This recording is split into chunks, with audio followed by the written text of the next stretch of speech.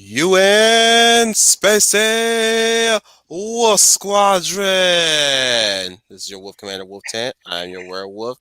Back again for an interesting topic on Thursday. Usually we reserve Thursdays for these type of topics, and usually I have a full crew. So our next crew member will be joining us shortly after. But I would like to talk about, is it representation that people want in the media or identity validation in the media? What I mean by this, ladies and gentlemen, I'm talking about representation, whereas you want to be represented in the media in a more positive and more respectful way, right? We also want to have positive depictions of other cultures and other peoples, which we know in the history of cinema have never gotten their due that much way back then, but we starting to see a bit. We were starting to see a bit more of that better depictions as time going forward. Unfortunately, we're starting to regress back to negative depictions of said particulars in the media. To which I've been seeing this from afar. We've all been seeing this from afar. We've been observing the behaviors of the people who push for this type of thing, and it's led to this conclusion. The same conclusion we have always been led to when we talk about this type of issue. It's more of an identity validation aspect to this whole thing. It's not representation that they're seeking for. They're seeking identity validation. So I'd like to welcome to my crew right now. We're a man short, but we're gonna keep soldiering on until our man shows up. We have the Lady of Valor, starting with us being Jim, and the lovely Lady of Valor, Leia plus size. Hello, all. This is Leah Passage, your lovely lady of valor, and I hope you all are doing good today. Joining us from a basement with good Wi-Fi, we have the schooner of the tuna, Schooner Tuna. Hello, coming at you live from a secret government underground facility with great Wi-Fi. I am the schooner of tuna. And before we start, we would like to welcome everybody who joined us in the chat. We have Dr. Y being the first time, being the first here instead of our Guyver. I miss Owen. I miss an Owen. Let me confess that I miss Owen being here, but hopefully he'll have time to join us in the near future. We have Dr. Y Designs Network, or I like to, as I used to pronounce them, Dry Network. But Dr. Y says, knock, hello, we see you. We received you, buddy. We have the Maverick Hunter Saint Brian Gill Martin. He says, I've been anticipating this one all week. I'm sure you have, my friend. I'm sure you have. We have Samuel Lee Oleki. Greetings, folks, he says. Miss Harrison's son, she's not a busy woman today. She is here to join us and share her fury with this whole shindig. We have Fiona Wolf temporarily. She says, I'll have to leave for work in a bit, but just to want to say this is right on the money. It's identity validation over representation. Media has had iconic across all levels, especially from the 60s to the 90s. We'll be definitely talking about that during this stream. Melissa Harris brings up some history, saying Black Panther from Classic Marvel, made by Jack Kirby and Stan the Man Lee. Yes, he has been. I'm sad that they turned him in for what they turned him in as the years progressed, and yeah, I full of baloney. Full of baloney. But which is why I will refuse to watch the Snyder Cut of Justice League, because they have butchered Jack Kirby's The Fourth World. Yep, definitely. I don't even know how far they went with Darkseid, or at least how they portrayed him in this movie. I'm frankly not about to watch it. Maybe 50 years or so. I'll probably check it out when we finally away from this era of writing and presentations of stories. It's gonna take a while, guys. When the historians look back and say where it all went wrong, this is it right here, the black box, or should I say the black suit of Superman. Yes, I agree. I have no reason to watch the Snyder Cut. I know all those in all the really popular YouTubers and the Snyder Bros are just thinking it's the greatest thing they've ever seen in their entire life. But I want nothing to do with it personally because I just don't like Snyder's take on those characters. He does not know those characters, and I don't think he likes those characters that much. That's a director who should not be doing superhero movies. He doesn't know who these characters are. He's trying to make them into something that they're not. If aspirational heroes are something he doesn't like, then he needs to do films about heroes that fit more his cup of tea. But I don't. There's nothing about it because everybody's telling me, oh, you're missing out, you're missing out.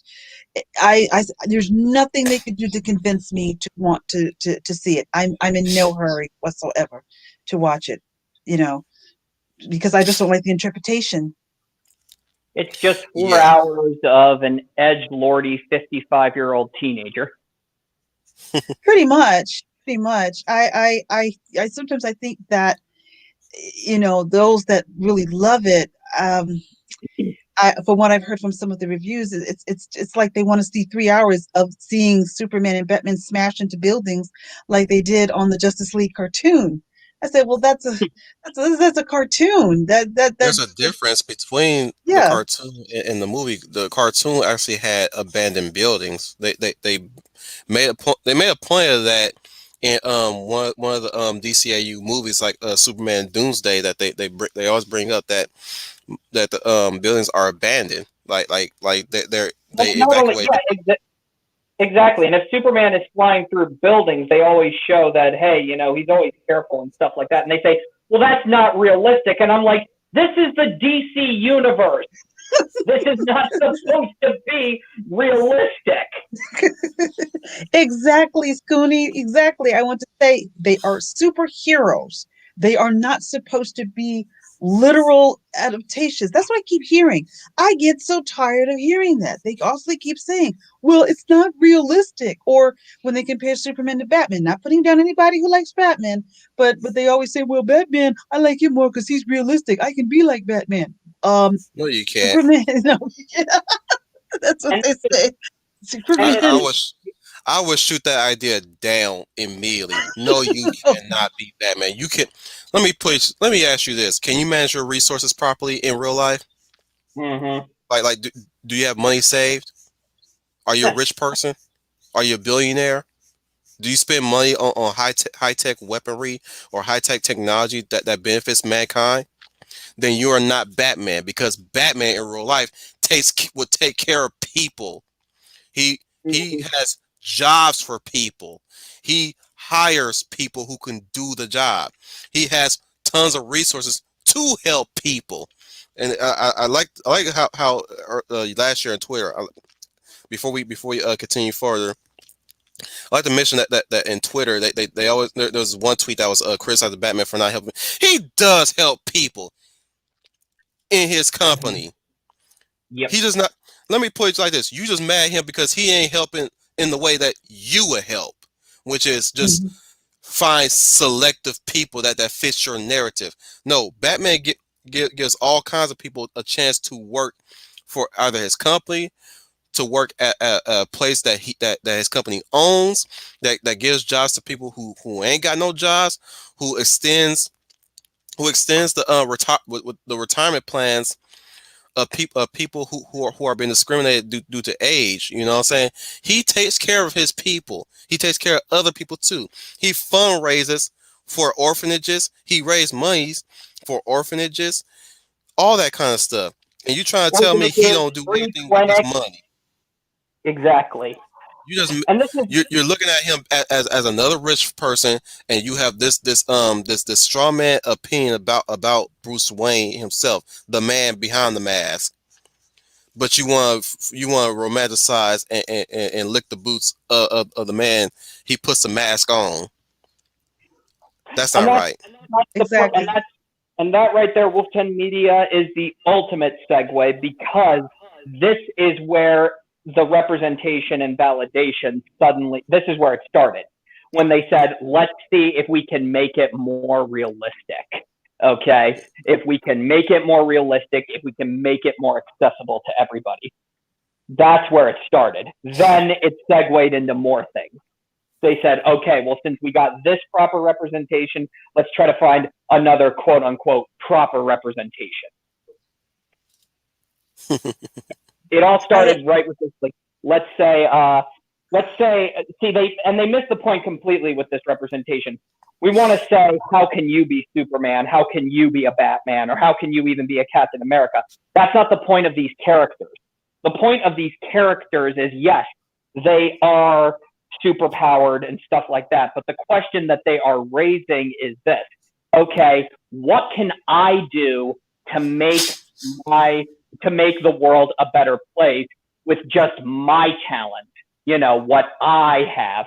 And it's very simple. You participate, volunteer, go out and vote, participate in an event that gets you outside of your comfort zone, because that's what it's supposed to be. The hero's journey is every day for all of us, getting up in the morning, going outside and going and then coming home, quote unquote, the place of normalcy, and reflecting upon our time and thinking, all right, how can we be better?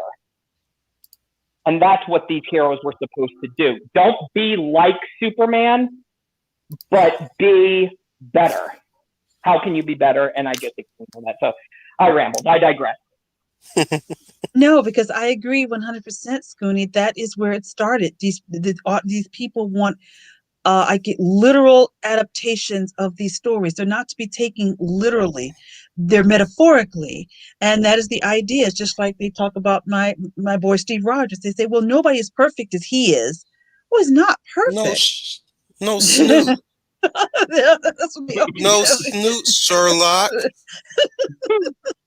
They always tell me this all the time. We'll say, you love Steve Rogers because he's perfect. He's not perfect. He's not. So my question is, when Twilight came out, didn't you like Edward because he was perfect? Me or to the people that I was not in Twilight at all? I didn't care. To the people in the back that can't hear us. Good question. Like when Twilight was coming out, did you like Edward because he was perfect? Because I find it funny that you try to throw that at the Lady of Valor like that. That's what they were saying. I think you need to look Twilight, to research your taste in men before you start judging on another woman's taste in men. I'm gonna tell you right now. I'm gonna tell you right now. I'm gonna tell you right now. The difference between Leia plus size and a certain person is that one actually respects women. The other one likes to shove them aside and make demands of them. Jeez Louise. Exactly. I agree. Now that's just assumption on my part. I don't know what their taste is, Leia plus size. You could tell us next time when we have something like this happen. Sure. Sure. Well, most of them, I guess, when it comes to heroes, they tell me that, or from what I've heard or commentators, YouTube or anybody else have said about Steve Rogers, is the fact that they think, well, Superman, even Superman. I said, well, they're perfect. No, they're perfect. I can't fly. Gee, no, you can't fly. Or he's from another planet. No Snoot. I even made that same proclamations about Superman. Like Superman's my favorite superhero. Why? He's basically a god. No, he's not. He's not a god. Mm-hmm. He never was. He never said he was a god. You view him as a god. I never viewed him as a god. I viewed him as a human being. Well, he's an alien though. He's an alien. I don't care. He was raised on planet Earth. He's American He's American citizen. He's not an immigrant. He's an American citizen. He is human. He looks just like you. He looks like me. Yes, you can argue the same skin color, but he is still human. He's a human being, period. Again, right there, you have perfectly epitomized exactly what I've been saying.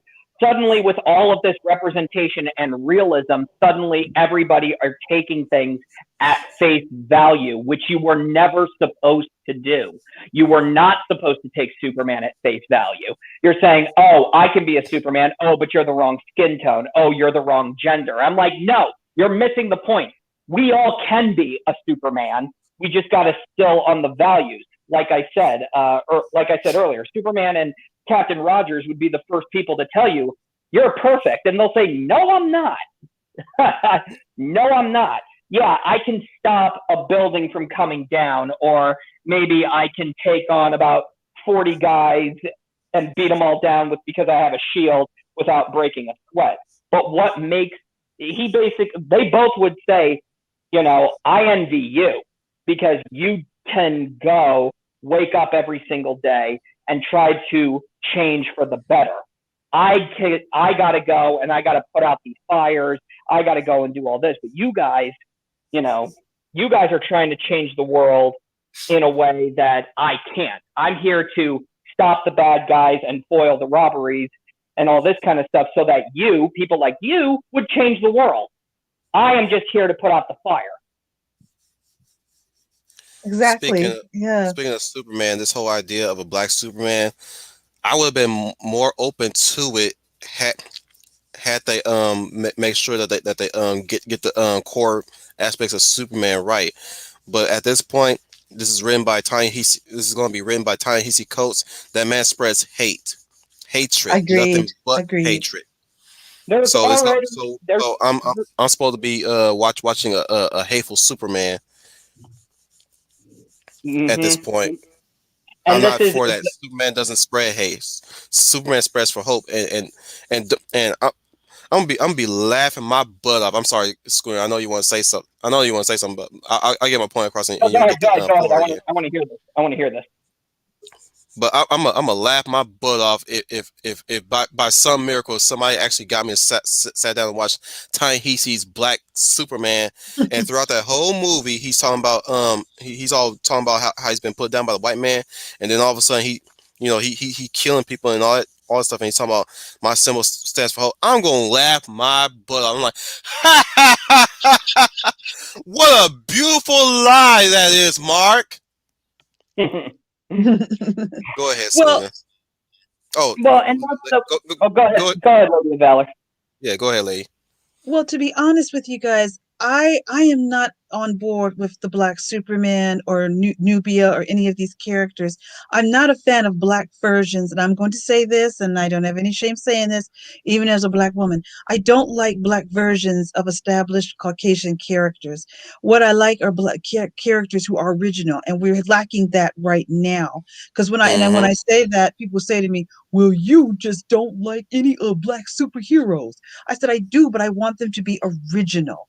Clark But Kent, you notice, Kal-El you notice, is you, I'm sorry, Lady Valor. I'm going to cut in on that. Do you notice that statement when they say that you don't like black superheroes completely just basically sidesteps and avoids the problem in general? That is just a complete that doesn't address the current situation that you have. What you're saying, the point that you're trying to make. Go ahead, continue. right. Uh-oh. We'll wait for her to come right on in. She's having a connection problem, everybody. Okay, Technical that's my difficulty. concern about that.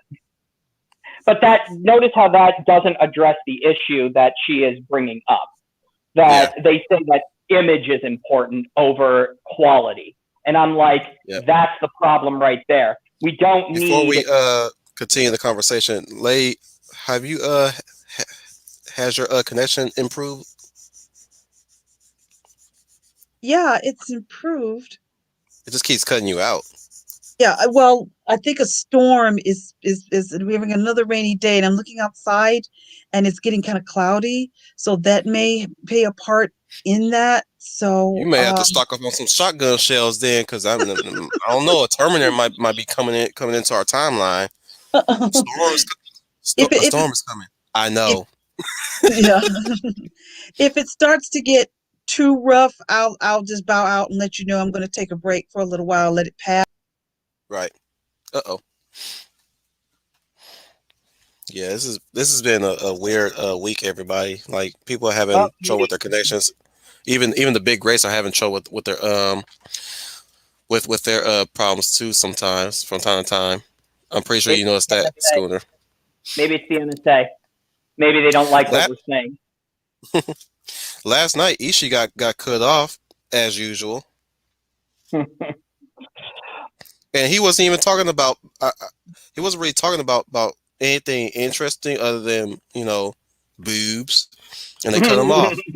I'm like that's why they cut him off because like right when he was mentioning boobs a lot, that's why they cut him off. I'm like, oh, you mother! Like You I even gotta find left a comment. you have to find a sophisticated way of saying it. For example, we will say instead of saying boobs, we say mammaries. Or mommy glands. Exactly. Or no, never mind. I'm not going there. You know what? No, we're not going down this rabbit hole of madness. Yeah, We're yeah. already in We don't another want one. we don't want to derail the situation. But Anyways, anyways, go ahead, Schooner. well, just back to what I'm saying is that you don't want. That's the thing. If you honestly have to say that you need a black Superman in order to connect with Superman, then that's a problem with you, not the problem with the creators. Because Mm-hmm. Superman, okay, and then they say, well, if you really look at Superman's history, he's a symbol of white nationalism. And I'm like, are you kidding me? He fought Nazis. He fought the Klan. He has always fought for the equal rights of every human being on the planet. Okay, Truth. yeah. So he's not okay. So that is a fallacy. So don't even. That is just a simple excuse to avoid the conversation. And again, I always Mm-hmm. go back to that Superman versus the Elite argument that everybody makes, which is why I love that comic and I love that movie. Is Me that too. it's always about the image that's important, not what the message is, and that's the problem. The message is important. And besides, you already got, if you really want a black Superman so badly, go look at Dwayne McDuffie's Icon. Yeah, Yeah. he's got the look of Superman, but he's got a different personality. I mean, if you look at Icon, holy smokes, he's awesome. Oh yeah. he's got he's not like Superman. He's got his own method of doing things. He's got his own way of doing it, and he's far from perfect. And another one, his sidekick Rocket, who's amazing. Um, she comes in and she has her own personality too, and I love how their personalities are clashing with one another because he's on one side of the argument, she's on the other side, and both are not necessarily right, but they're also not wrong. And Mm-hmm. that's what makes their dynamic so amazing. And I'm just like, and you just want a black Superman? You got Icon. Look at Icon, or even like I said, Rocket. The You Man even of got Steel himself, Steel. you got exactly. You got Steel. You got Static Shock. You got oh, who else? Who else? I'm trying to run down. Oh, you got John Stewart. But what made these characters? I know we're focusing of black, but black descent, but there are a whole bunch of other characters out there as well. But they don't look at these characters because of the color of their skin. We look at these characters because of their personality, their morals, their standards. Mm-hmm. And that's what made these guys stand out. And getting back to, like you were saying, they don't want to go there and see representation. They want to go and see validation. That's the problem. Yeah. They're saying that you're right to stand on your beliefs. You don't need to improve who you are because these guys would be on your side. I'm like, really? Really? To have, what is it? I think we were talking about this a few days ago. Who did they say was who would stand if a superhero did it? I think it was Miles Morales. How he stands with Yeah. BLM. How he stands with BLM. If Miles Morales Yeah. was a real Right. superhero, he would stand with BLM. No, he wouldn't. You know what he would do? Nope. He would say, okay, you have the right to protest, but if any of you get violent, I'm taking you down. Any superhero would say that. Any superhero would say that. Any one of them. Even Superman. Mm-hmm. Exactly. He would say, you have a right to protest. Well, where do you stand? Well, are you on our side or are you on their side? I'm on nobody's side. I'm on the side that's going to keep everybody safe. And keep them in check. Mm-hmm. That's the 'Cause problem. I'm And this is I'm at that right at that point right now. I'll even admit that I'm at that point right now. It's like I'm like you like you say you're doing things for a good cause. Okay, I'm gonna sit here and watch from the sidelines. Any more you slip, I'm gonna completely write you off right then and there. And I don't care who you have that's good that's trying to take your take your movement to a good direction. They have the burden of putting you guys in check, and I'm putting the responsibility on them to keep you the worst aspects of you guys in check. And if I don't see that, then you're not you have you have no standing ground to ever convince me to join your cause whatsoever. Because if you're willing to make excuses for those who do wrong in your group, then I have nothing else to say to you. Like you have lost me as a potential supporter. Mm-hmm. And that's another problem with excuse me, with representation today, especially because it's no longer, because I remember in the past it was all about universal themes. Okay, and these universal themes were good. Okay, in the 90s, the universal themes were be nice to those who are different than you, um, don't make war, and be open to new ideas. Those are good universal themes. Okay, Hmm. and now it's like, okay, now we got to get really knee deep in the nitty gritty details of what exactly is a Then they start saying like, okay, so we got to push this agenda now, that an agenda talking point, and that's the whole problem too. When these heroes started getting political, the You know, in problem was, Clueless, mm-hmm, you know, in Clueless, Stacey Dash's character, yeah, there was never a moment where I heard her say, "Well, you white people have it good too." no, There was never an instance where I heard that coming from her mouth. mm-mm, She no, knew she was vapid. She was just as vapid and rich as they were, and there was never a moment where she stops the conversation to have this spiel about how am I saying her name right? mm-hmm, Yeah, where Cher's company made more money than her father. There was never that conversation. They were good friends, and I don't know understand why the white girl's black best friend is ever a trope to be really frowned upon.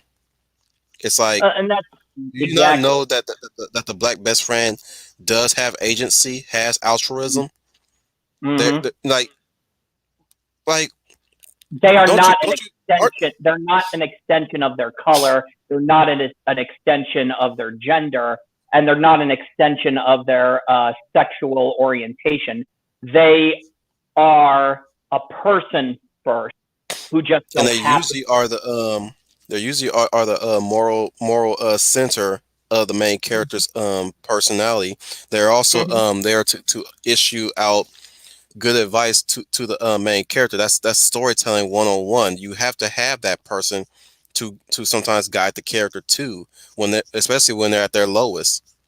There's mm-hmm, I'm like that like there was never a moment where I'm just like, why is this black person talking to this white person, and why is this black person not have their own story? I never went out my way to see that. I'm like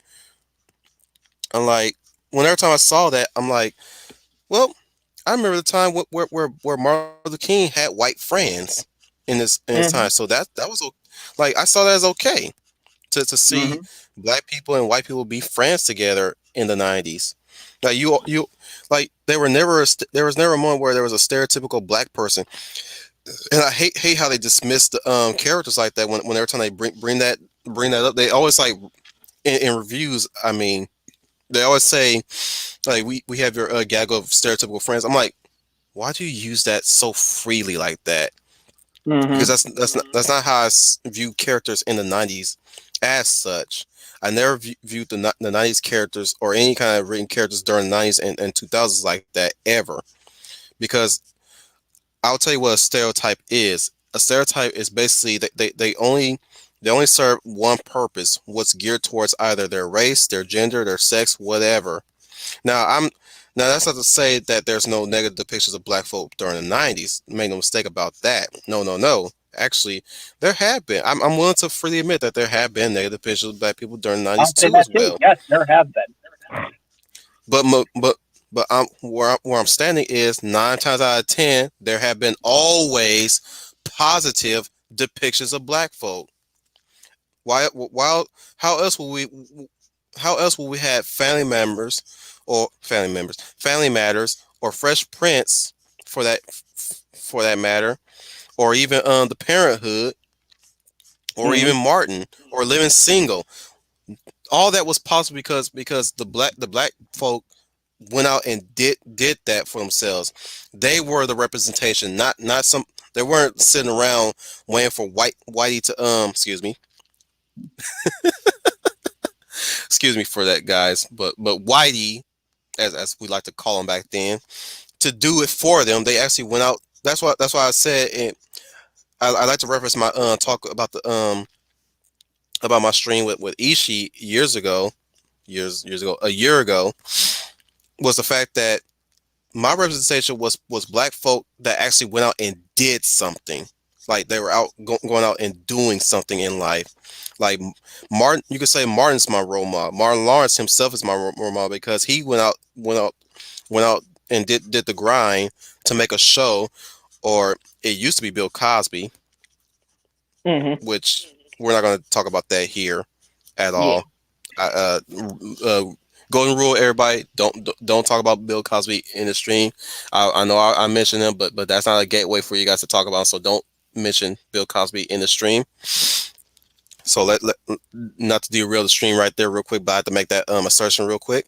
Um, but even our historical Black civil rights movement leaders are my role Hmm. models because like that's my validation right there, is that if somebody else was able to do it and wore the color of my skin, then I can do it, or at least Exactly. in some form or some way I can do it. That's why you don't really And that's hear white folk right there is and that right there is a universal theme, a great one. hmm You are Go ahead, more Scooter. than the yeah, that is a universal theme right there. You are more than the sum of your parts. Oh, that's not true. That ain't true. Somebody else is keeping you down. You have to take you got to take it. You can't earn it. You can't. There's no truth in earning it. Or you're so selfish. You can't even support your own people. You can't even outsource it to your own people. Well, Are you kidding let me? me. You're showing more support to the people or to the group that you belong to by showing that you there are a lot of problems with the world, but don't talk like your poop don't stink. Yep.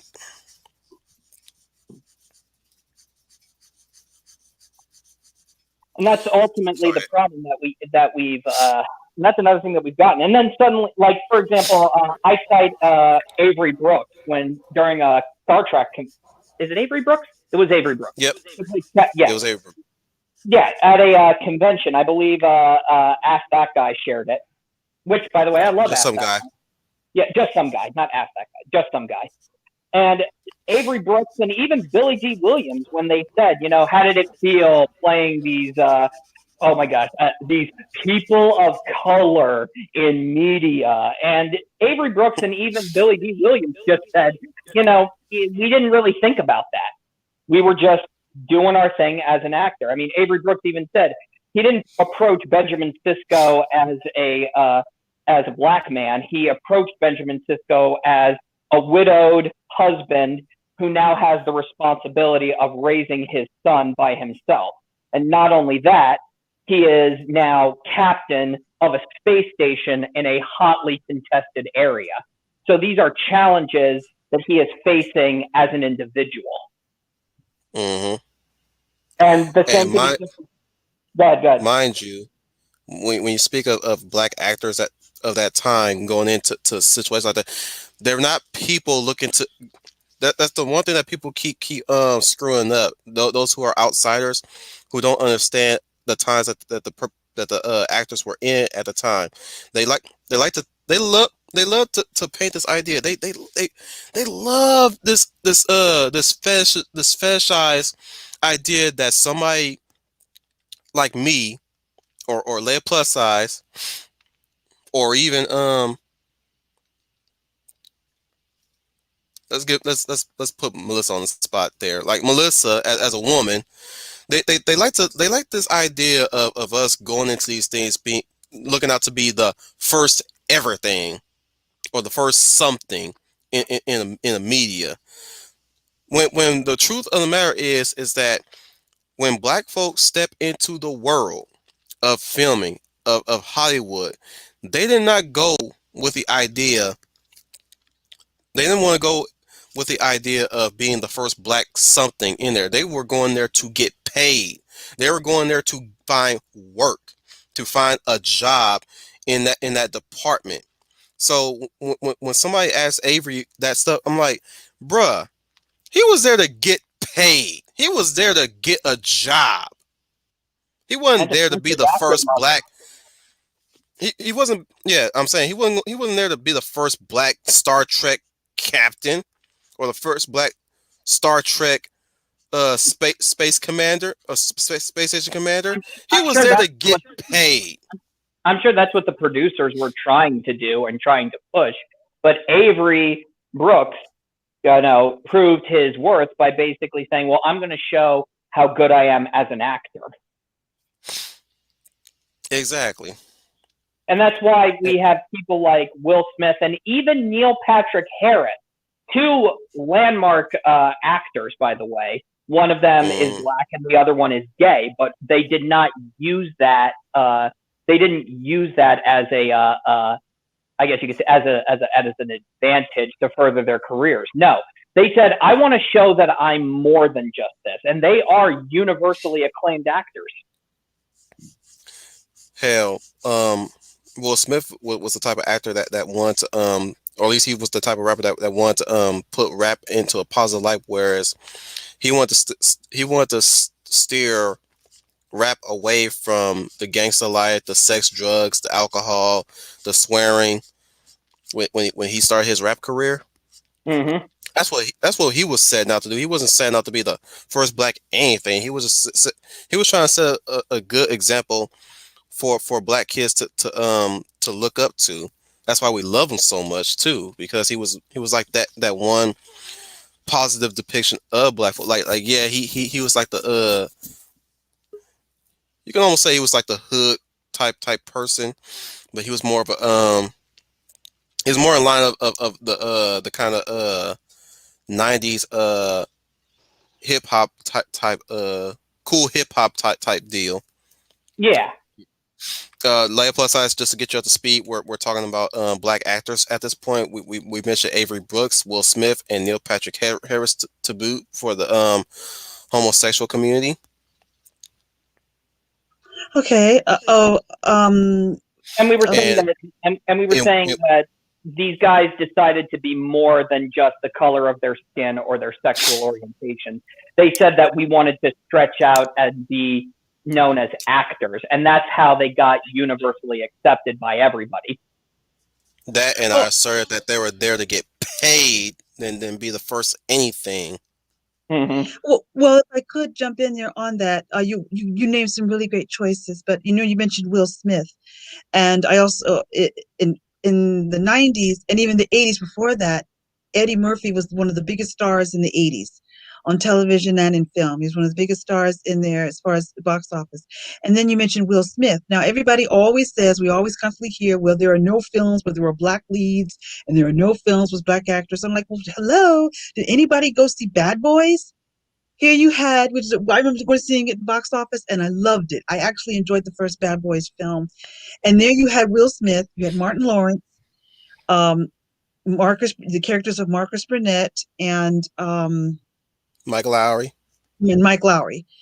Mm-hmm. Nobody cared. Here you had a film, action movie. You had two male leads who happened to be of color, and nobody cared. One, it was incredibly entertaining. Two, they were incredibly funny. Three, I can't imagine anybody else in those roles. They made those characters their own. The Marcus and the other character were not Marcus and Mike Lowry were not black versions of white characters. They were their own characters, and they were still able to get 3 movies out of that. So don't give me this crap about you need to race swap characters to make these characters popular. When Will Smith and Martin Lawrence and Will Smith himself in the 90s were able to have carve out a career for themselves. So I often tell people about that. I said, "Well, hello, did you see Bad Boys? Did you go see Bad Boys when that came out?" And that nobody, and you know what? It wasn't a big deal. We didn't care because we enjoyed it. It wasn't a Can big deal.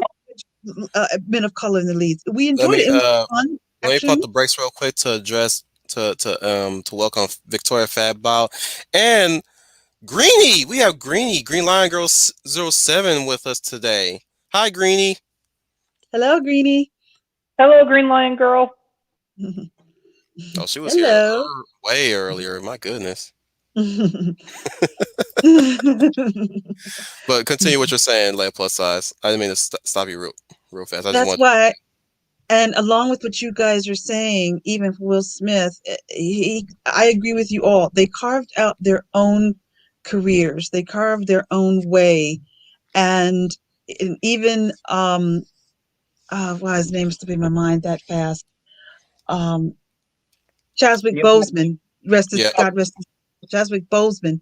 What I loved about him is he did this. This was a guy that was carved his own way, had the talent. That guy had the talent, and he didn't have to play certain stereotypes sometimes films to make himself successful. So don't give me any of this garbage that I hear from them about, well, there's not enough black male leads in movies, we don't need characters. That is just pure garbage because we have had them lately. They're just, I'm sorry that they weren't born when those movies came out, or maybe they were born and they just didn't catch them, but they carve their own way, and so it can be done. So I don't believe that for a second now. Plus, I was going to say before I was interrupted that no, I don't need a black Superman. I don't need a black Superman. I don't need a Nebula. I do not need tokenized versions of established white characters. What I need you to do is to create new original characters. And for some reason, they just don't want to do that. You have black superhero characters out there. They're out Mm-hmm. there. So why are mhm. they not doing them? There's plenty of the stories they could tell. I have nothing against superheroes being of color, but they have to develop them as a character. The character is first, not the color or not the gender or not the sexuality. Does not make that character. What makes that character is who they are as a human being. So I Mm-hmm. don't know why, for some reason, they say, I wanted to ask people, or I would ask people, Gordon, why would you want to do a black Superman? Why can't you be any of these other black characters that are out there? There's Static Shock, and there's well, we know a Blade movie is coming, but then Exactly. you get And I I'm get not even well, excited about that. oh, I'm not excited about that either. I'm not excited about that either at Much all. respect to Mahershala Ali. Much respect to him, but he's still not Blade to me. He could be any other black superhero, but he's not Blade to me. He could be Icon for all I care. Oh, I agree with you. Marshall Lee's Heck, talented I'll actor. When he was heck, announced as I'll give Blade, you one I better. didn't He buy could it. be John Henry Irons. Hmm. He Yeah, would be that actually. Marshall Yeah. Ali just does not scream superhero to me. Like you said, he's a talented actor, but he doesn't scream Blade. Excuse me, he doesn't scream Blade to me. When I see him, I don't see Blade. And you can I'll give Photoshop, the shades on him all you want. He don't look like Blade to me. He Mm-mm. look like discount. He look like a discount Wesley Snipes more so than a lookalike Wesley Snipes. No, again, much respect to Mahershala Ali. Much respect. Don't mean to don't mean to diss, but he's a talented actor. But he's not. He will never be Blade. Just Agreed. saying. Agreed. I absolutely agree with you on that 100%. There again, there's Can no reason you guys hear me? to. Yeah, we can Mhm. hear you. Yep. Oh, okay. So there's no reason. Again, I've said it several times. Um, Falcon is fine as Falcon. There is no reason to make him Black Captain America. That is no reason to do that. His character is fine the way it is. Develop Sam Wilson. Develop that character. Don't give him the title of Captain America. Doesn't need it. Doesn't need it. Mm-hmm. So that's one reason why one of the several reasons I was never overjoyed about the Falcon with special guest star Winter Soldier, because there was no reason to develop him as Falcon. I have nothing against Anthony Mackie; he's a fine actor, but he's not Captain America. He's not him. You're losing who he is. But it's Develop Sam Anthony Wilson. Mackie holding the shield now, Leia plus size. No. Again, No. I come back to that. They always say image is more important than quality, and I'm just like, that's the problem we have here. Oh, it's the image of it that's important. It's how it makes you feel good and how much it makes you look good. Well, they're proposing that if we have Black Captain Falcon, that we as African Americans will feel better about ourselves and we'll be The more assertive Captain, and we'll be positive and we'll be see ourselves in a positive light if we have Black Captain America to make us And which feel I that way. say, and which I and would that's say, the, and that excuse me is for what I'm about to say, everybody. But bitch, do I look like I have a fucking identity crisis? I don't know. I usually tell that. people, go ahead, Scooney. Oh, and that right there is another problem when they say, we're going to be very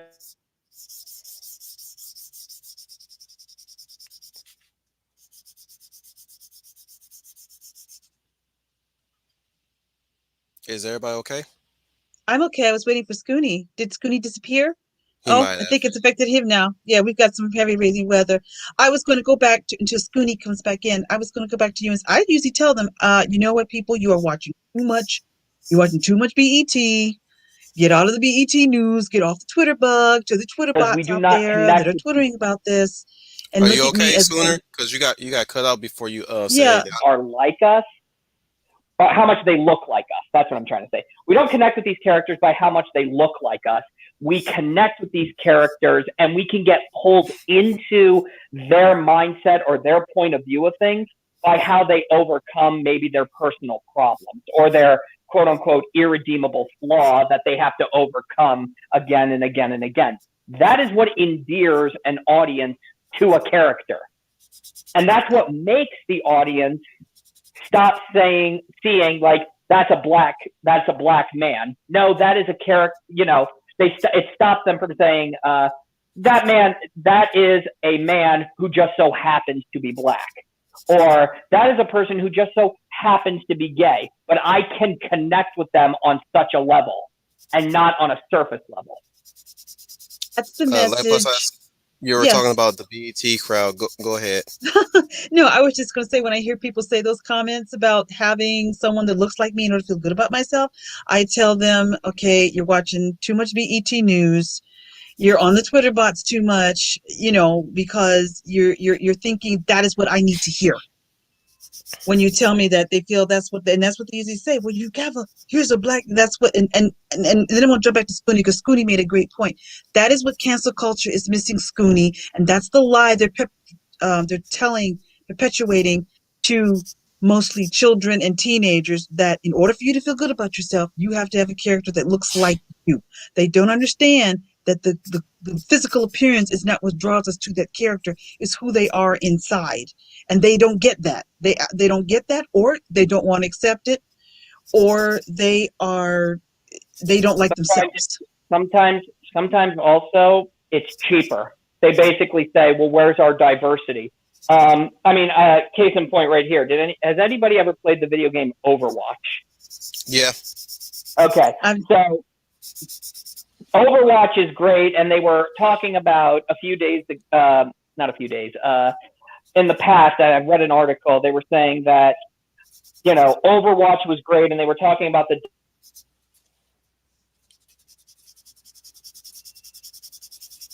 I think we lost him again. Yep. I'll piggyback on what he was saying. Yeah, until he jumps back in. He's obviously talking about the quote unquote diversity of Overwatch, which is most you popular got characters. Tracer. All right, we're gonna make Tracer good. Scooney. Start from the beginning. You got completely cut out when you were making that statement. Nobody Oh, okay. heard you, man. I don't think anybody heard you. Yeah. Uh-oh. Okay. I guess the NSA is onto me. Anyway, Oh snap! It's two minorities and a white dude talking about true diversity. Yeah. We need Oh, to they're getting. silence them. They're getting Yeah. wiser. where's the LGBT representation? They started saying, well, okay, who are our most popular characters right now? Tracer. Let's turn Tracer gay. And I didn't Agent mind that. and Agent 76. Let's turn him Soldier gay. 76. Yeah. I didn't mind that either. But the thing is that they They just were characters decided first. they were characters first. I agree.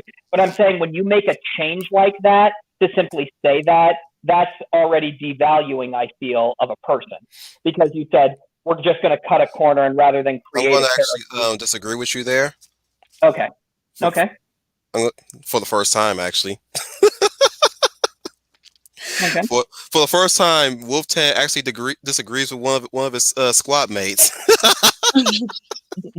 No, my per, from where I'm coming at with this, when they announced that Tracer was, here's the thing about the Overwatch characters when they do stuff like that, they do it they did it in a subtle way. When it came down to Tracer, they showed the to signify that she was a lesbian, they showed a photo of her with Emily, which was Mm-hmm. nice.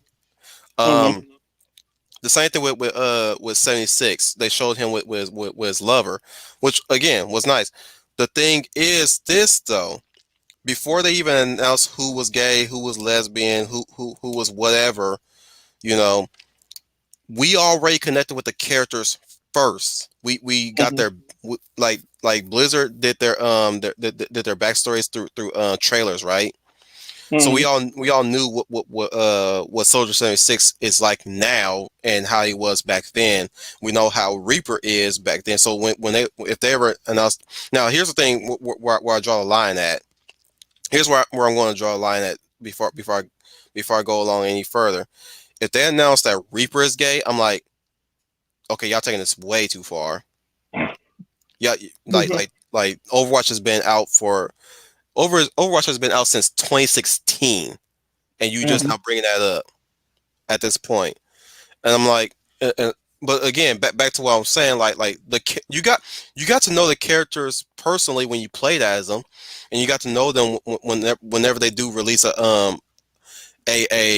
short trailer about them, like Mm-hmm. that like anything additional is just sprinkles, as I'm saying. Mm-hmm. When it came to Tracer being lesbian, that's just sprinkles. Because we all know what her character was like, anyways. She's spunky. She could be impulsive. She's hardy. She's homely. You know, the way how her and Winston connect with each other in a way, if you will. Um, the same thing with Mercy. I'm not saying that she is, but a lot of people's head can say that she's lesbian and that she has a relationship with Farah. I just think that that's just fanfic fan art stuff. In the case of cosplays, I don't know if that's even true yet or not. But Mm-hmm. if that is, good on them for that. For them to have an on-screen relationship in the Overwatch community, okay, good for them. That doesn't take away from how that is, let's just say this, that doesn't prevent me from playing as either Farah or Mercy or Mm-hmm. Soldier 76. I could still play as Soldier 76. If they announce that Ash is lesbian, no, that's no. She had a relationship with McCree, you know what I'm saying, Mm-hmm. or at least a good platonic friendship with McCree. So I'm sorry, you can't pull that out on me. What what But I'm but what I, yeah, but what but I was okay.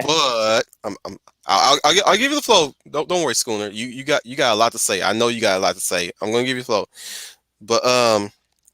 But if they suggest that she's bisexual, that's not gonna stop me from playing Ash because Mm-hmm. I love. Number one, I got to know Ash backstory. I got to know her personality. She's voiced by one of my favorite voice actresses, by the way, Jennifer Hale, who also Oh, voiced Commander Shepard in Mass Effect, the Mass Effect series, and who was mhm. also Black Knight in Generator Rex. For those who watch Ben 10 and watch Generator Rex, that's who voiced Black Knight. I would say she's not the she's the antagonist, but she's not a villainous in the later seasons. Hmm. Anyways, but yeah, I got to know Ash before they start adding more stuff to her. Hmm. So it that's what I'm saying. Like that's why I disagree. But go ahead and tell me I why agree, you. I agree with what you're saying. That's actually true. They got you to love the characters first. That's a step in the right direction. But I can always, but that's the problem with what we've created now with representation in media too. Is was this always there from the beginning, or was this just a simple business decision? Yeah, To cut a corner. yeah, So that's the problem with now these days. They're just blatantly stating it. You know what? I will recant what I said. You know what? You brought up some good points, and I hadn't thought of it that way. That you know what? Maybe that could have been the plan from the beginning, or maybe it wasn't, and that shouldn't be the issue because we have gotten an established and a good character. You're right about that. You're I right. will Totally. also add this. I'm gonna add this, and this is my main concern going forward with Overwatch as a whole, especially with the announcement of Overwatch 2 coming out and special new character Sojourn. I'm worried that Blizzard might cave in to certain demands of the non communists, as I like to call them, or the non communists. I'm really worried. I'm really worried that they might shout at Blizzard for not having quote unquote non-binary characters, and I'm afraid that they're gonna do that with Sojourn, Hmm. which And you got to so wonder, was that from the beginning, or was that just simply so they could say, "Oh, we're going to change that just so we can hit that diversity check mark"? and I don't know what they're gonna do with Overwatch 2. I don't know if they're gonna make it as a separate game or they're gonna put it as an expansion to the current game that we have so far. But I'm just saying, like so far, we don't know what Sojourn is like. We don't even know her yet. We know she's that voice that pops in when you play any of the special missions that they like Uprising and all that stuff. If you play like all the characters that play into that to that section, like say for instance if you play 76, who's actually the voice of that game, then another character fills in his spot, Amara, which is Ana Amara, Farah's mother, the sniper healer.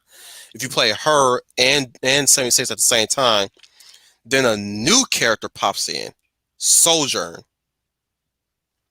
Hmm. She pops in, and then she's actually the voice of the other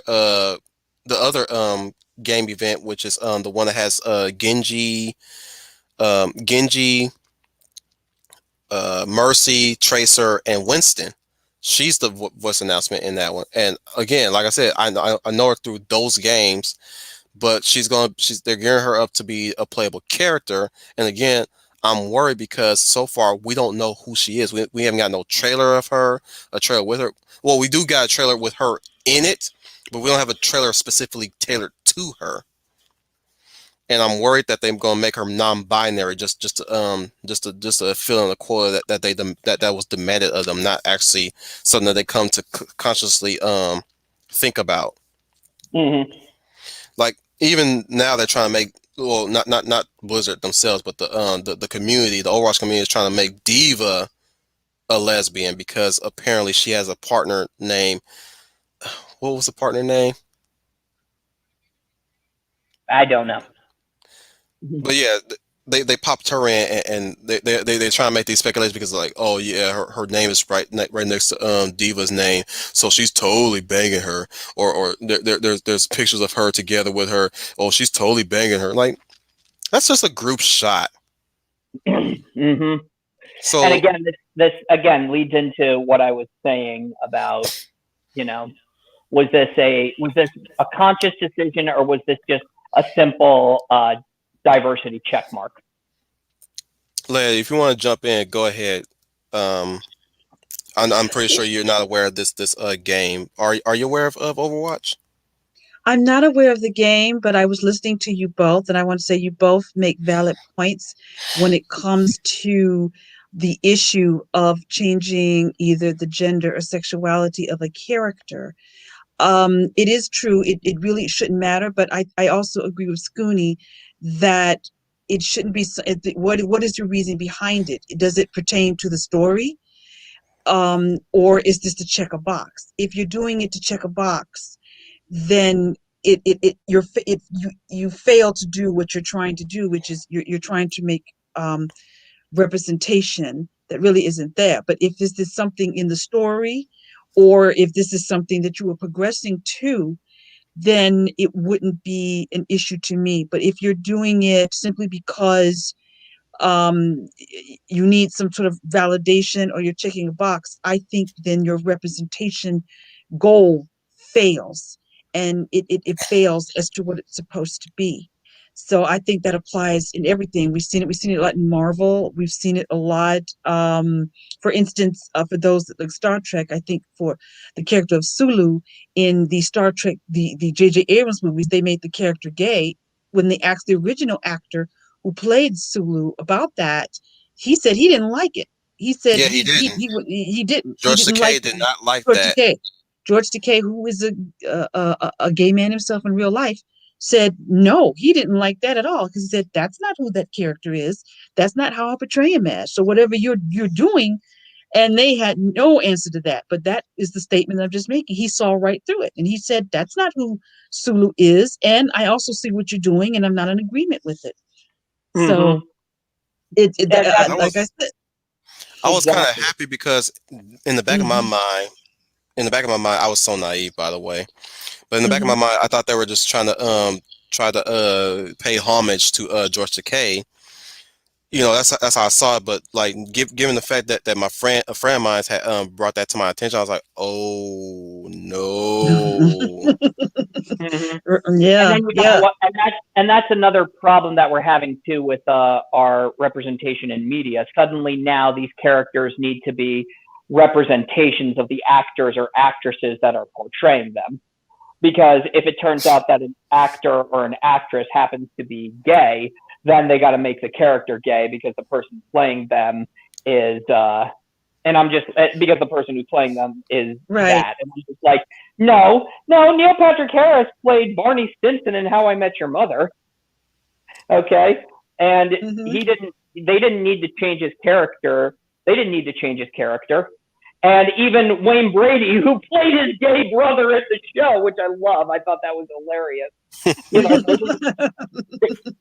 and he was exactly like him. He's just Barney on the other side of the fence. Exactly. And the actor Zachary Quinto, who played Spock, is a gay man in real life, but Hmm. they didn't have to change him, and that Spock didn't have to be changed to fit his sexuality in real life. And we all, He got to play for those himself in who, American Horror Story Who right, I yeah, love him in a bit. American Horror. Zachary Quinto is a great actor. I'm just going to say it. Yeah, yeah, he's a good actor. He is. I'm not gonna lie, he's a good actor. Him, he just need a better agent. I That's all I agree. gotta say. Mm-hmm. If need be, I he would be agree. my Albert Wesker for a chance at a Resident Evil movie reboot, Oh, I could totally see it. That's awesome. Well, to me, or an agent in the Matrix. oh yeah, I could see him in that. I always said I thought he was a convincing young Spock. I think out of the whole Mm-hmm. cast, he was the one that I really saw him as being Spock as a young age. He was very convincing of all that cast in there. I think he's the one that really sold it. So Mm-hmm. yeah, but I can see him as someone in the Matrix or something. Yeah, I could see that. Yeah, He that's a just got good See, the part. hair for it. exactly. But Mm-hmm. getting back, I'm going to get us back on point here. Mm-hmm. But it's I always notice this, that whenever they're talking about representation, they say that the person's skin or sexual orientation should not hinder the story at all, or somebody's skin or sexual orientation is part of the story. And since those are such vague terms, we people write whatever they can, and they walk varying degrees of success with that one. But I've always come down to asking this question: in order for X scene to happen, what did the writers have to do? And if the answer is filled with a bunch of convoluted questions, plot holes, then you have done it wrong. For example, if you want to show that a character, if you want to say that a character is gay and then you have to stop the story in order for this character to have a special moment with another character, you've done it wrong. If you can make it flow with the story, then you've done it right. For example, as much as I hate the CW Flash in the later seasons, I actually thought they did a great job showing representation for the police chief and even Iris. I mean, it's like, all right, but she's a character first. They both are. Mm-hmm. And the police chief and yeah, exactly. And the police chief and he's a character too. He's a hard ass, but he's a exactly. What fell off with me was the new mother in Iris's life. She started out good, but then they done dropped the ball with her by making her shout #feminism. Mm-hmm. I was like, oh, get the flip out of here. I like this character. Don't make me hate her. Mm-hmm. Don't you dare, CW, make me hate Iris and Barry's stepmother. Mm-hmm. And getting Don't back, you dare. exactly. If you have to stop the story in order to have this moment in order to show quote unquote representation, you're doing it for all the wrong reasons. And again, for them to make that feminist episode, I'm like, really? When all these women are proving more than enough that they're capable of doing anything.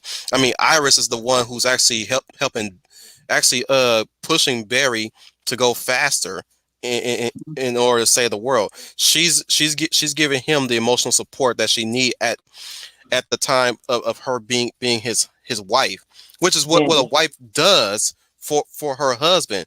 She is there to lift the husband up, not to bring it down.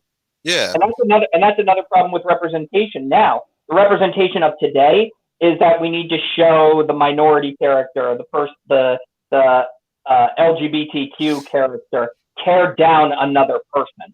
Agreed. Yeah. Scooney, I agree 100% with what you're saying. That's another issue I have with, you do not have to tear down another character to make the representation character, I hate to use the words, but that's the best way I can describe it, to make that character shine. You don't have to cut off the other person's toes to make that character shine. You don't have to cut down Bucky Barnes to make Sam Wilson shine bright. You don't have to, like you said, and that's another problem they have, or disrespect or rob the another character of their dignity, particularly if the character, even if, or oh yes, that's a perfect example right there. Is Thor. You don't have to chop his balls off, if I can say that, to make him. I already swear on the stream, so go ahead. You can say balls. In fact, I think we just won some diversity points because we have a woman saying chop the balls off. Yes. Oh yeah.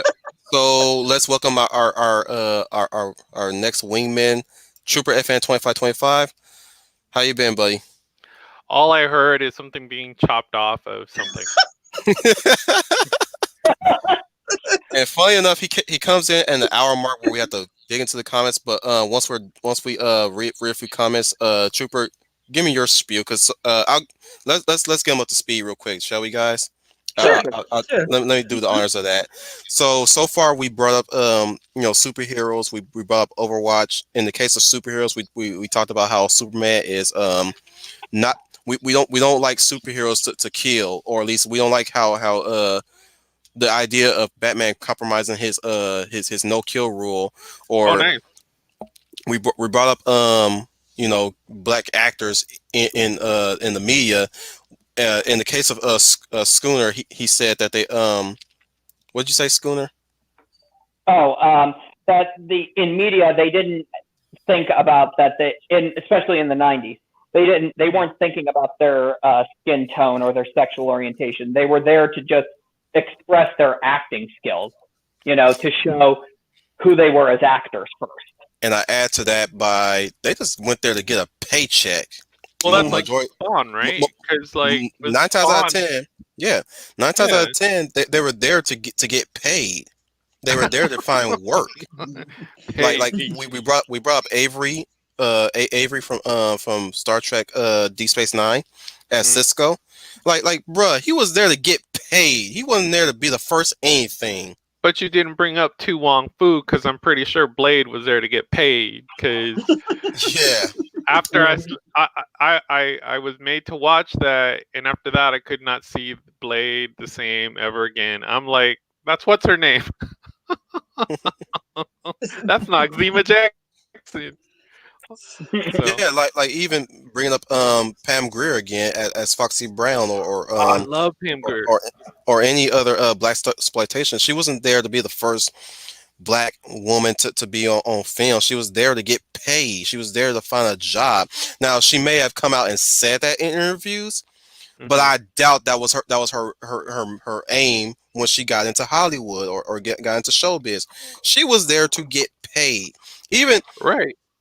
let's take singers into account like James Brown Hmm. or Michael Jackson. They were there to get paid. They weren't there to be the first anything. We also brought Exactly. up Leia Plus size. You add something to that conversation, didn't you? What did you say again? Well, I was talking about when you brought about actors in the '90s. I brought up Will Smith, and I brought up the Bad Boys franchise, and Will Smith and Martin Lawrence being no. When we went to see those films, I know when I would see it, we didn't care or nobody cared because that first movie has made billions and billions of dollars. Nobody cared if they were the two male leads were black. Nobody cared about that. We cared about the fact that they entertained us. Got paid Mm-hmm. as well, but they entertained us. They gave us some action. They weren't stereotypical characters that you normally see when in the cop picture. One had a family. One was a family man that loved his wife. Even though he was having a hard time with his wife, he still loved his wife very Oh much. God, I love those moments. I love those. Mm-hmm. Well, I love Martin. Teresa, Yeah, she knows. She yeah, always knows. That was in Bad Boys 3, by the way. Bad Boys for yeah, Life. yeah. But in the first one, it killed me how he was going out of his way to You make doing Teresa? You doing my yeah, baby? well, yeah. I mean, they were. Oh my gosh! I mean, we could go so far back, and you can see how you go from. Let's see, what is it? I'm trying to think. I want to say, We gosh. even Well, brought up okay, Neil okay. Patrick Let's not Harris. let's not go that far. Let's go with darn it. Okay, we could go with the Cosby Show, and then you can take it Mhm. further Okay, back. You can go to I'm different gonna bend my, strokes. I'm gonna bend my rule a bit Huh. because I did make a mention earlier that we don't talk about Bill Cosby in this stream, but I'm gonna bend the rule and let Trooper have this one. Oh, So I'm offended. I'm offended. You mean I can't talk about slipping a Mickey? Like, no. There we go. ah, Trooper, Well, I love okay. you, man. Well, I well, love you. just a warning label. Trooper doesn't need Mickey's, so But Oh my God. He so just won't stop. okay. So you have.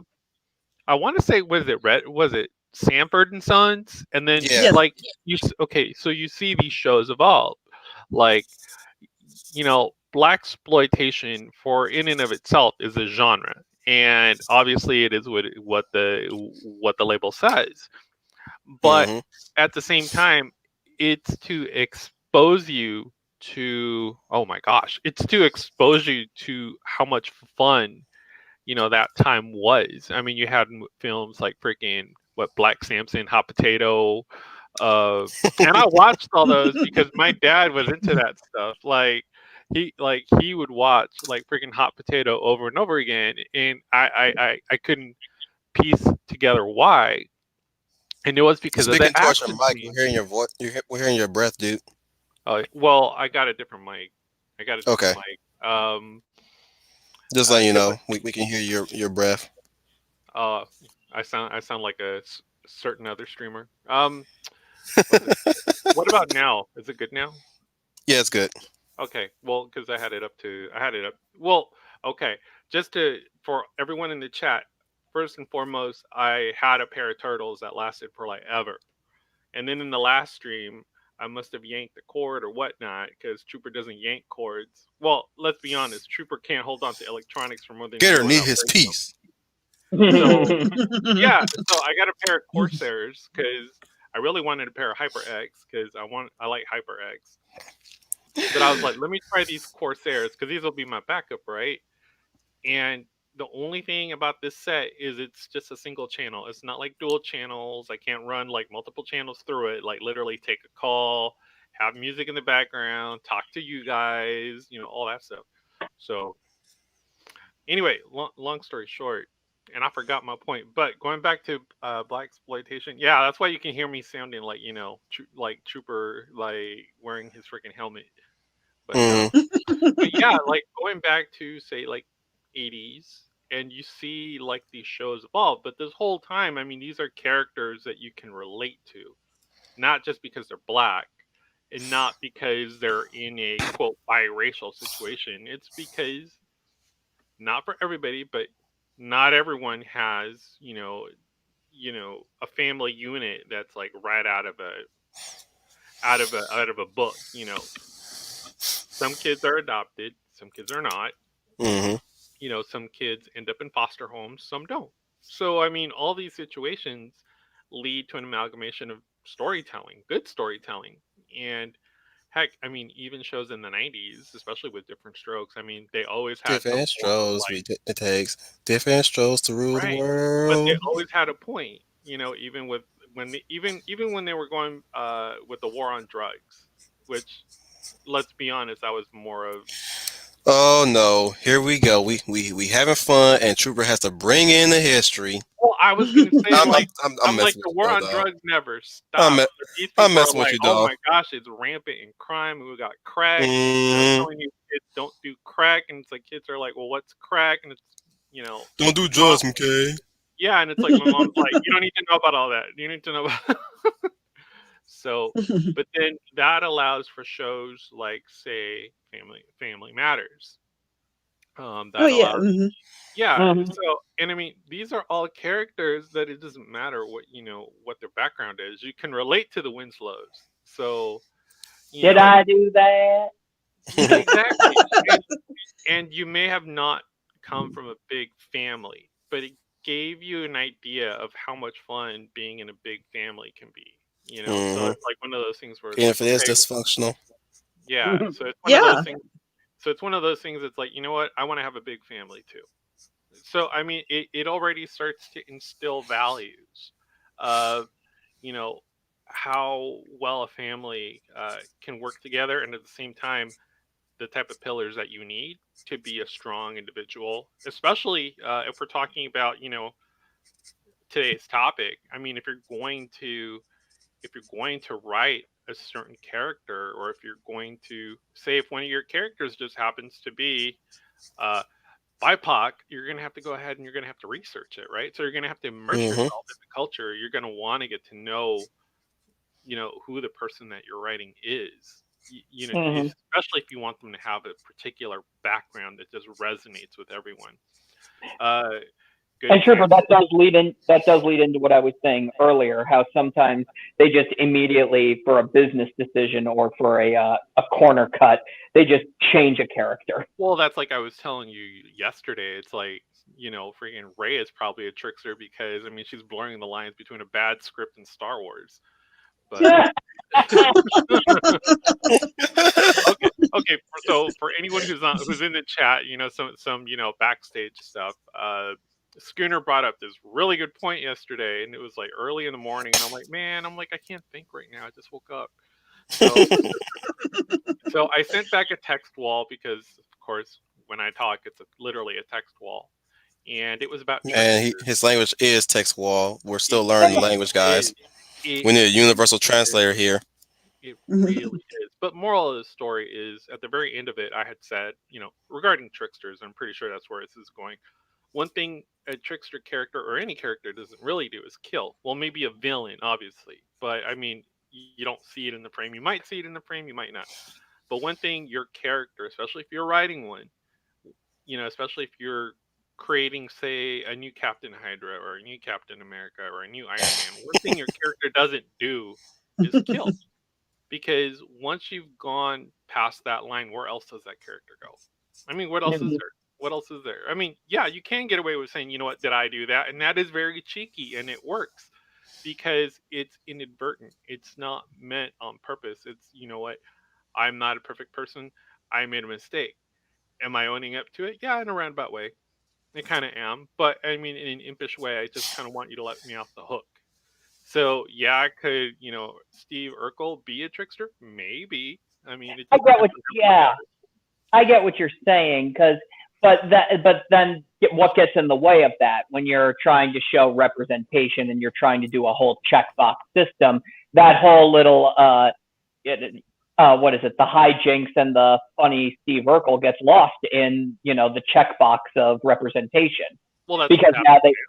now they have to address an issue, or now they need to talk about a hotly contested talking point You today. guys remember that Simpsons episode where Ned Flanders made that theme park based around the religion? Mm-hmm. Mm, Pray world or something like that. Yeah, great Jesus word. World or something like that. Yeah, yeah. Oh goodness. So like, Hmm. remember when they got on that roller coaster Yeah. Mm-hmm. and there's that animatronic, and it says before the bride even begins, he has to read the Bible to them.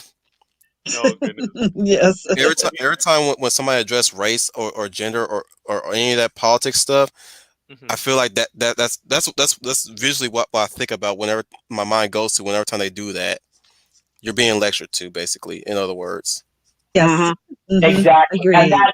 yes, and that is what everybody's complaining about too. They don't want to be lectured to. well, yeah. I mean, what authority do you have to lecture to me, or I'm sorry, at me? Because that's literally what it is. There's a difference between being lectured to and being told. You know, it's Mm-hmm. it's you And know instead of seeing the person underneath, you're instead being shown the image of that Well, person. well, yeah, well, that, and you're also making just a blanket statement. Whether call someone an ist or a phobe. Suddenly, if your character can also be labeled an ist and a phobe, then they're already saying, you know what, I'm not willing to look at the depth of your character. So all that work and all that crafting of trying to come up with a real spectacular character that really pops out of the frame is moot because you basically said, I'm not paying attention to your argument. yep. I will even interject into this, but by saying that once again, I don't co-sign to this identity politics nonsense because I know how quickly the crosshairs change Well, they're in already trajectory. changing now. Yeah, they're already changing now, and that's the thing. Yeah, but I'm saying, like, taking me for an example, like if I do color in Leia Plus Size's avatar, which she's been very appreciative of her design, Hmm. my ad, right? Yes. Hmm. If I but the moment I upload on Twitter, they'll start slamming into it by asking, well, did you get the skin color right, or why she has to be sexualized? Well, that's because like Twitter is like a cesspool of maybe less than 25% of the population that happen to be pink haired. I mean, I'm still waiting. You know, I'm still waiting for my Latinx superhero with stunts. Like, am I ever gonna get to see that? Like, is my superhero going to get like a super jet powered suit and maybe like a fancy chair, There's a pink sat on hair the in the throne? there's a pink hair in the White House as we speak. Literal pink hair. Talking about the gender wage gap. Mm-hmm. Okay, Oh, now that's yeah. a farce. That's a farce. There Hmm. is no such thing as a wage gap, and if you want to sit here and debate me in chat, I'm not I will debating. do I'm so. not. It's not. And It's not. It's a subject that's not up for debate. We all know that if a man or woman does not work, nor should they eat. Well, Mm-hmm. Hmm. here's the thing. It's like, females are basically, the life fountain. If you choose to take that mantle on and, pop out three or four papooses, it is not for me to tell you what you do or what you do not do with your bionic power. But if you decide to do that, obviously you're going to have to take some time off. I mean, that's where the gap is. I mean, If you do Hmm. not work, nor you shall eat. well, Hmm. Simple Right. as that. it's as simple as that. If you don't Yeah, work, it is a difficult concept for them to grasp. right? But You take I don't vacations more than I we don't do make. too. Well, did you see that one chart that that the regime put out? Like it's like a chart of $1, and then at the very Oh, that's top so it says, stupid. "Wait, no." I was Yeah. like, really? I'm like, I don't earn $1. I'm like, are you kidding me? I'm like, I'm in a flex I'm like, position. I don't earn that dollar. I don't earn that But dollar. good I'm thing like, it's a good thing I wasn't there because I'd always follow up with a sarcastic comment like, "Where's the buffet?" oh no, bro, you and I would be like, oh, we would be left on an island to like fend for ourselves and to eat insects, like while everyone of true true virtuous form is off, having a buffet party somewhere, because big is beautiful. So, but We're in the hour and a half mark. So, do you guys want to dig into some comments real quick? yeah, Because go Yes. they've Sure. ahead. been Go. they've been Yes. very very active. Well, Oh, let's go really? Let's right talk. ahead. Yeah, do Let's- it. Chris P. Hey, Chris P. By the way, I didn't mean to forget you, dude. But yeah, you were here. I forgot to address you. But Chris P says, "Hey, Wolftan, Bruce Wayne also had the Wayne Charity Foundation. That is so true." Hmm. Brian Gilmar adds that he says, "Batman is an equal opportunity employer. Red Claw, a woman? Does that bother you? So On the am I. contrary, So am I. Well, on paper, I'm an equal opportunity employer. So I mean, yeah, I'll- Red Claw, a woman? Does that bother you? On the contrary, I'm an equal opportunity fighter." it's like, all right, Love Brady. that line. Brian Gilmar says fictional characters in general aren't literally supposed to represent actual people. They represent ideas. For example, Spider-Man represents responsibility. That is Hmm. true. Well, that I will also add that you can look at Marvel characters as the idea. You can also look at DC characters as that's one thing that was the beauty of Marvel and DC. Like Hmm. I would say DC are the superheroes that you look up to, whereas Marvel is you want to be like the superheroes, basically be what they You represent, which want is to be the responsible. hero versus looking up to. Yeah, well, Okay. in a round, let's just say in a roundabout way, when it comes to Iron Man, Iron Man is a cautionary tale of alcoholism. You do not you do not want to be like him at his low point. You want to be him where he's at his high point, where he can actually overcome right. his vices in Mhm. regards to his alcoholism. That's Hmm. what I mean by that. In the case of Peter Parker, you want to be Peter Parker in that you want to manage your checkbook properly. You don't want to be like him struggling. You want to manage your checkbook properly. You want to manage your bills properly. You want to have a better living situation, have a better work ethic. You want to help those around you as well, though. In the case of Peter Parker, in the case of the X-Men, you want to look past differences. You want to build that bridge instead of burn it. When it comes to dare I say, inequality of the race Hmm. and genders. But you want to show the best of humanity in that regard, where Right. the best of humanity has always been at some point we come to understand our differences. We come Hmm. to acknowledge our differences. We're not here to force people to accept new norms, as they like to call it, or new normals, as they like to call it.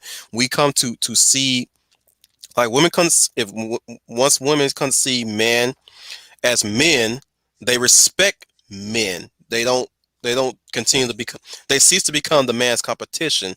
They seem to they become now more as the man's extension of the competition, which is they marry the man.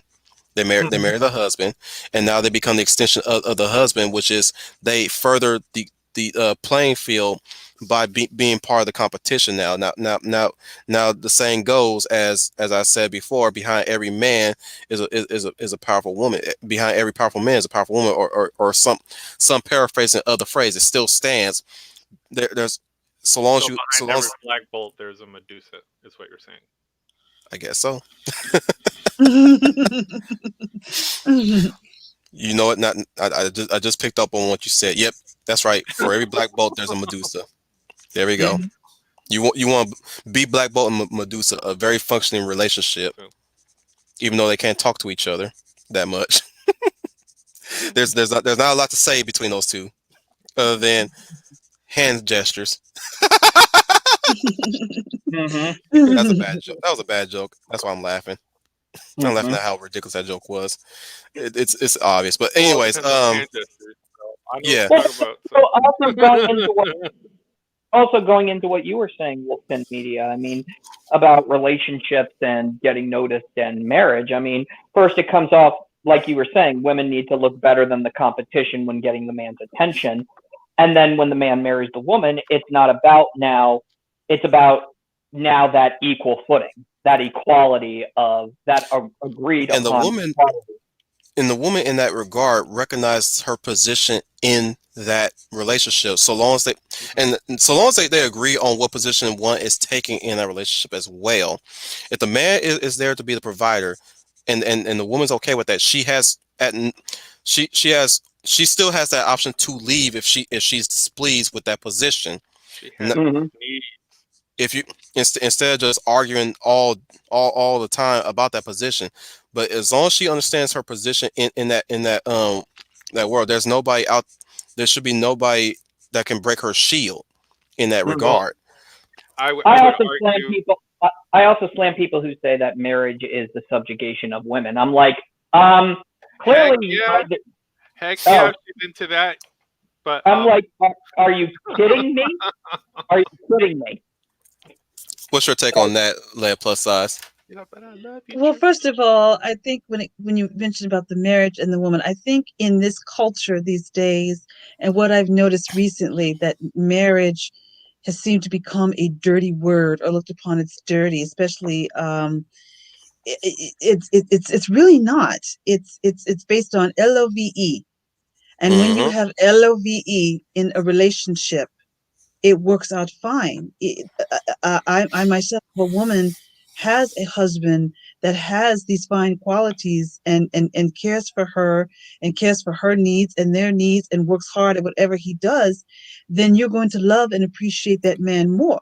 And if that husband Mm-hmm. understands how to use his headship and his authority and not to treat his wife like a slave because she's not, Nope. then you have a fair relationship. And the woman, same thing with the woman, has to understand that he is the lead and that he is in charge, but that doesn't make her demeaning or any less because she has Mm, qualities herself that is a compliment to him.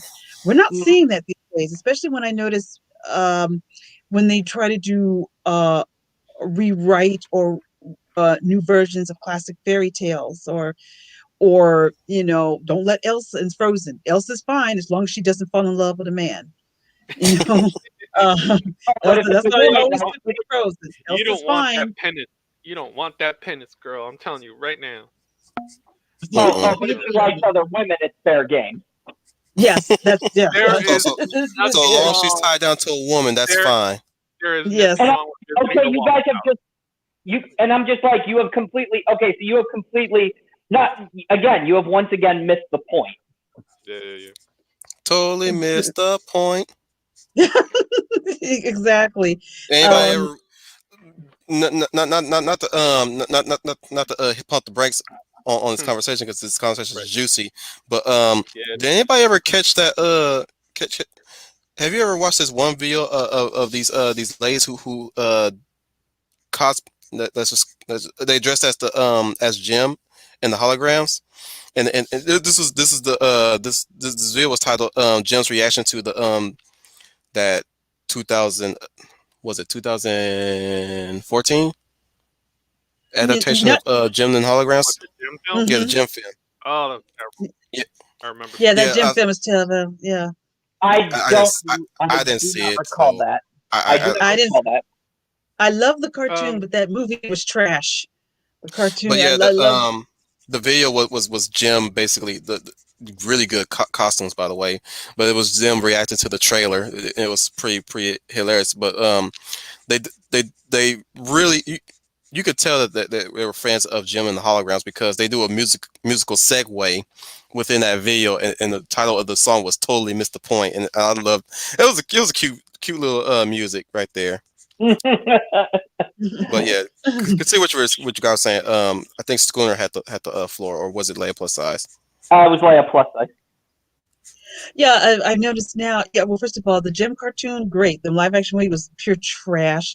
But what I also I've noticed now when they want to do I guess reversions or all new versions of fairy tales, if the princesses don't let the princess fall in love. Don't like I said about Elsa. Don't let her.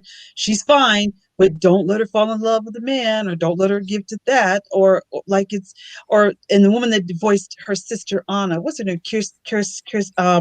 Went on this absolute rampage to tear down the classic Disney princesses because she said they all fell in love and relied on a man. And I think she gave some interview where she didn't like the scene where the prince comes and in Snow White and the Seven Dwarfs at the end, the prince comes and gives Snow White the kiss and she wakes up. And she took that as it Again, looks more like rape. literal Literal. and face Yeah. value, and Yeah. that was used solely to cut down something to build something else up. Okay, Right. because Did that is they not miss what the part that the queen stopped herself to read an excerpt in her spell book that said to be undone is to be revived by true love's first kiss, as in that was her first kiss, Mhm. Yes. and Not And it it only was that, and she again, felt it. Let's just say this. Yes, it's kind of weird that that it was love at first sight when she laid eyes upon the prince, but you Mhm. know, you know who could blame the girl? The man can sing. Come on, the man can sing. I'm like, yeah, heck, if I was a girl, I fall head over heels for that dude. The man can sing. I mean, what did Eddie Murphy say in Delirious? All you gotta do is sing, yeah. sing. That is true. Very guilty. Come go to concerts. Once the dude said once for my lady. Oh no, you don't even have to do all that. You just have to actually have a job and have money. So That too, but but the you thing get my is that point. the prince is supposed to not be taken literally. The prince is supposed to be the representation of the better life that is ahead. okay, but the prince is not a It's deadbeat. You know, it's that's it's literally funny what it that, gets that me. only Leia And plus you us got to probably remember, got what I was some of these where I was going with females that. are nesters. Some of these females are nesters, and they don't like to admit it because yeah, there's LOVE, but then there's MONE. Like I mean, let's be real, because in the love case of can put a roof Aretha, over your house, in but the case of like, Aretha, RSPCT. well, that too. Mhm. So I mean, Boy, I love her version of "You're All I Need." I I really mean, do. I mean, I mean, if She you're sung gonna that by propagate your, herself. if you're I gonna mean, no, no, propagate no. your I'm grade, sorry. I'm it's sorry. not gonna I'm be sorry, Trooper. I'm gonna let you. I'm gonna let you jump in, but I gotta say all this. I right, gotta all say right. this. Hmm. As much as I respect the duo that sung that song, I always prefer Aretha's version because she sung that by herself, and boy, oh boy, she sung both sides by herself. Hmm. Leia knows what I'm talking about. Yes, I do. I She's like, definitely do. Hmm. and she had her own little reason. As long as you had that RSPCT, I was like, yeah, girl, I respect you all throughout the day, girl. If that's a requirement, oh yeah, oh yeah. You and I are going to the top on that one. Carl Banks going to the top. Carl Banks going to the top. Well, I just want to say back in the day, there was Teddy Pendergrass, the R&B singer, and I watched a documentary You about got what I need. Not kidding. him. Women, when he sang, we all women would just fall at his feet. I was a little guy. I didn't know all his records, but my dad and my mom had a copy of his records, so I knew his music Should I from turn there. this to a fun stream right now? Because this sound like the But fun talk I'll section of say, the stream. I'll put it this way: when he sang, the birds listened. yes, yes, and women I would mean, you could literally call the birds. I mean, that's what you used to call women literally fainted like Snow White, and the only way they could be brought back is to hear him sing. And so hmm I would Or just piggyback Frankie. into what, hmm or same thing, Frank Sinatra. So I would just piggyback to what you were saying, Wolf, about if you can sing, yes, that gets you over. But yeah, Just yeah, true love's first kiss was the only way to.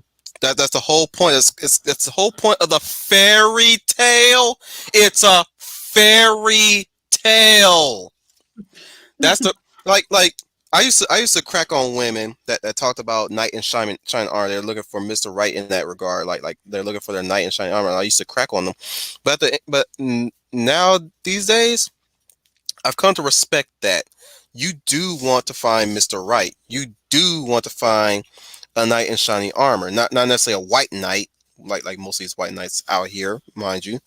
But Mhm. you do want to find a right a person who's right for you, who's right who stands right by your morals, by your consistency. So long as you have that consistency coming in, that person will step up. It's like if somebody is telling you, well, I just can't keep up with you. I can't keep up with you anymore. That person was never right for you in the first place if they can't even keep up with you, or if you can't keep up with them. You having a hard time keeping up with your spouse. I'm like, excuse me, but that's something that you got to fix, not your spouse. You know what I'm saying? That's something you have to fix. Right. The Nobody's Mm-hmm. night. like you're not going. The one thing that I'm sorry, I'm gonna let you guys take the floor, but one thing I gotta say is the one thing that I always tell people when coming to a relationship, you do not go into a relationship for somebody to fix you. That is not what a relationship is supposed to be about. You don't go in there for seeking somebody to fix you. You fix yourself first before you get into a relationship. That's why I always promote get yourself right before, like, even if you left a bad relationship or you left on a good terms in a relationship, but you still feel sour. Get yourself right first before you get into another relationship. Mm-hmm. And that's the I, problem with, again, that's again a problem with representation, especially today. The representation today is not telling you to improve yourself. It is saying you are fine and it is somebody else's fault. Well, yeah. I mean, you're a Mary Sue or a Marty Stew or a Gary There Sue. is no what's the needing Asian version? improvement. What's the Asian version? It's like I forgot what it was. It's like uh well, it'll come to me. There's an Asian version, but I don't remember. Or if you're a Riri, I mean, you don't got to do nothing. You You just mean got to you? appropriate Were you something, talking about? call it your own. I'm sorry. Were you talking about Rose Tico Well, no, earlier no, who or wants to Raya be that? No, no, I was talking about what's her head. Um, Mulan? yeah, but I think it was it. I call her X-Men Mulan because she got a mutant. I She keep got a forgetting her mutilating name. ability. Keep forgetting her name because Moana. switching it up. Well, no, not Moana. Like, was it Lai? I think it's Lai Yu Fei. Like, I don't know. Like, she changed. Like, she was billed. Her name was billed one way in Forbidden Kingdom, and then it was billed another way in Mm. Age of Ultron, and then suddenly she's Mulan, and she loves the Oh, you talking about the actress yeah, yeah. Lee Bebe? Lee Bing Bing? Was it no? Lang Bingbing was Lai Bada Bing. bing bing bing, bada do do do. Wasn't that Bada like bing, bada boom. no? That was not the White Witch. No, I think Lai Bing was the White Witch, but I wasn't talking about the White Witch. Yeah. Um, but Point still stands. If you're perfect, there's no need in improvement. Mhm. well, And why that's would why people can't gravitate towards these characters anymore. And we're even getting this from not just, angry white basement dwelling men. We are getting this That's a from all stereotype in sides. itself. well, yes. wait. Aren't you somewhere deep, not in the Okay, center of there's the a earth, difference. not in the center of Okay, the earth, but you have really good there is Wi-Fi? a difference. There is a difference between being downstairs in your mother's basement and being in a government run facility. Okay? I, you know you're my boo, right? I just have to put that out there. No, I know. I I'm just saying. I know. did not I'm, know you were made for each I'm other. your tax dollars at work. I am your tax No, but dollars at work. Thank no, you. Spinner. I totally get your point. I really do I'd because like to thank everybody for this new tank that I got. Nice. right.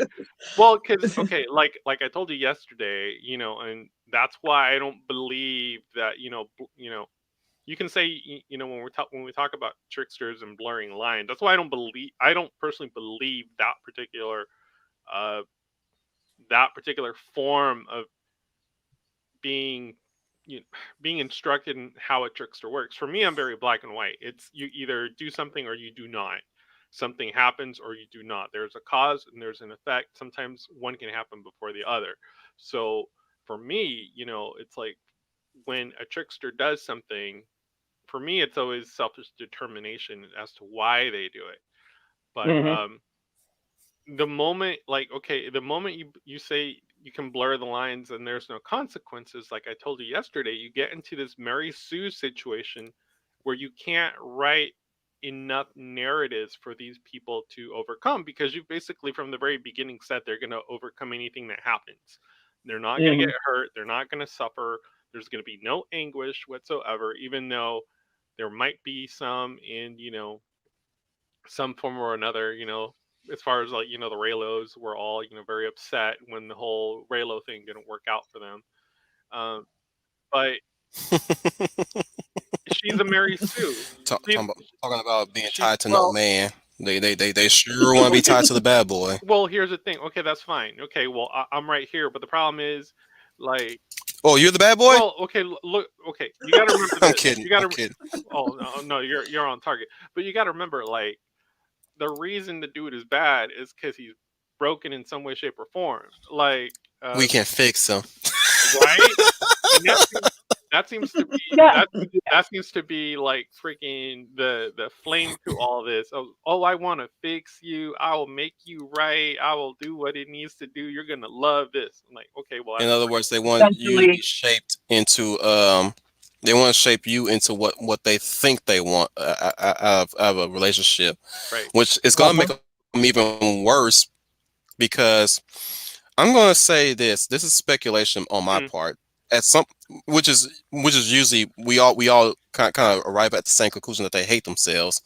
So I would yeah. say there's a part of them that feels guilty for doing it, but they still want to justify their guilt, like basically guilting, like they feel guilty for changing a person, or like they feel guilty of forcing that change in the person to mold them into the person that they think that they want Yeah. in life, but they feel guilty for doing it because it really knowing full well that they come in Mm, to these relationships, that person was good from the beginning, from the start, and they basically tarnish it. That's why they always brought to obfuscate the responsibility. They say, "Well, you changed. I don't like you no more," you because changed. they don't, Mhm. because they still at the same time, now, yes, they still feel guilty, but they Right. don't ever want to be the one to admit that they were wrong. Well, they don't want to be So they seen say, as a bag. like, you're different now, so that means like you're no longer the person that I used to know. Be like, Now you're somebody that I used to know. You're like, I haven't changed. I'm like, I did what I had to do. I paid for a few lunches. Now you get stuck holding Oh, a bag. It's now like, that you bring that up, there's another opposite end of that spectrum too. When it's you like, start doing better than they do, and right? they see you as a competition, which they should. Again,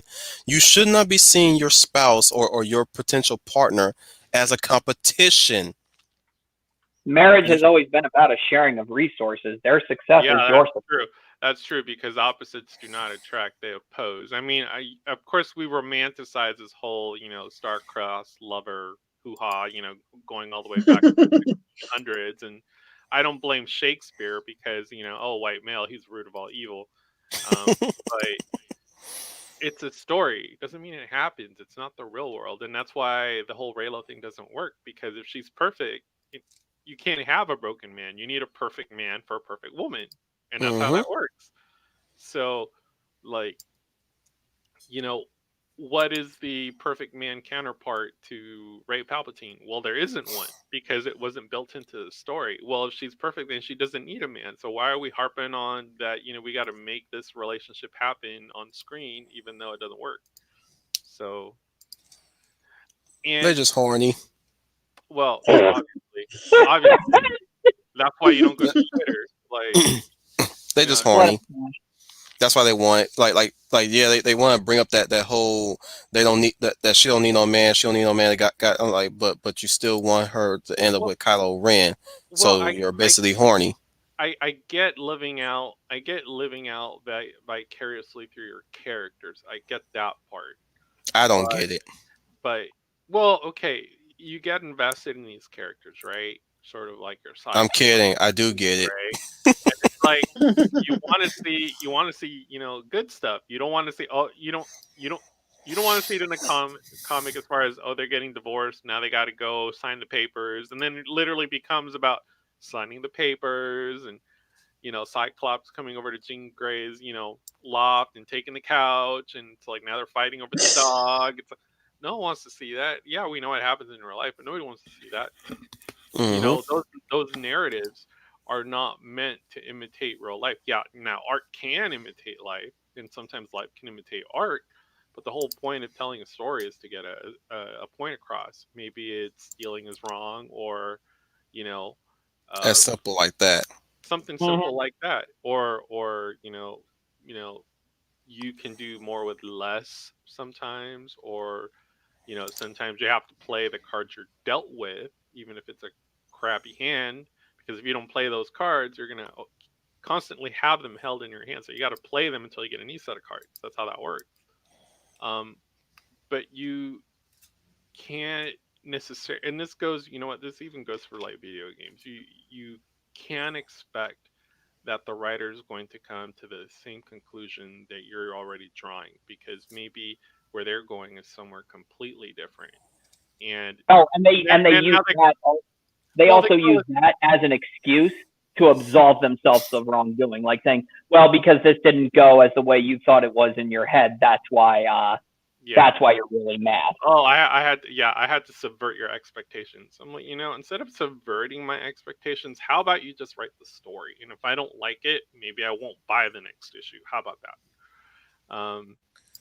But I don't know. It's hard to say because, like I said before, um, and to go back to the female thing. I mean, they're all females are different. Yeah, you have women that really are brought up in a way that, yeah, the emphasis is on love, and for some females the emphasis is on security. That's why I say money.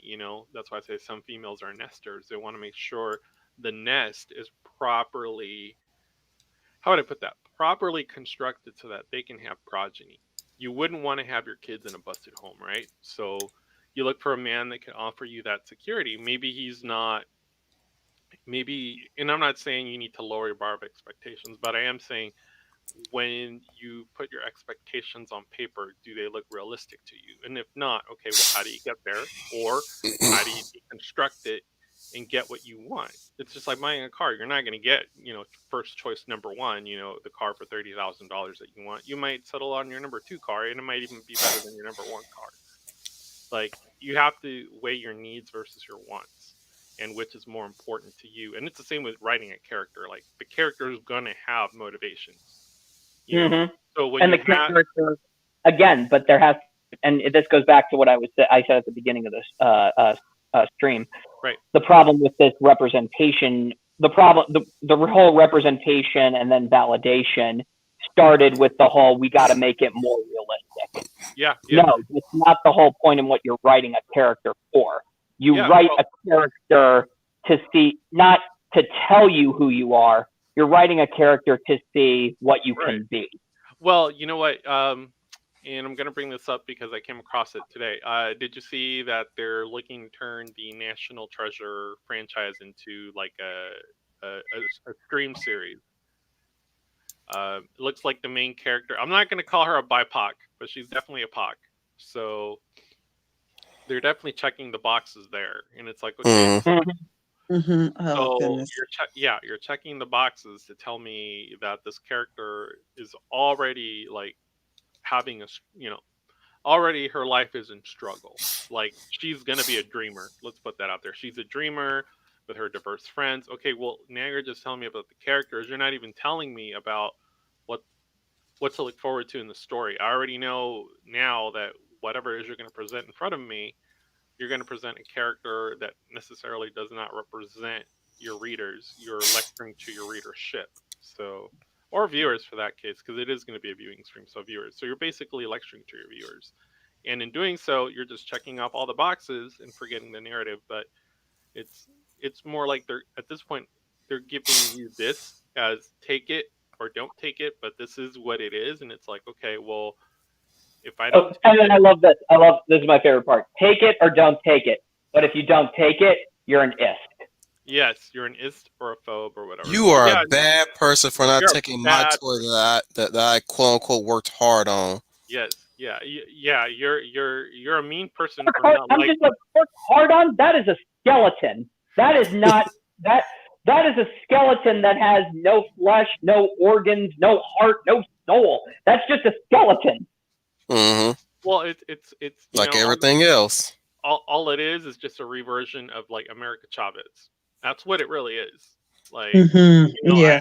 I did some light reading on it, and I know that a few streamers have already started commenting on this, and it's really sad because I said that franchise National Treasure had legs, and what I had said, and I don't remember if I said it on stream or not, but I said, if you really want to tell a really good Indiana Jones story without having to use the Indiana Jones franchise, I mean, I think they're already on their third or fourth script. I don't remember, but you could do it with National Treasure and say you brought in someone like Chris Pratt.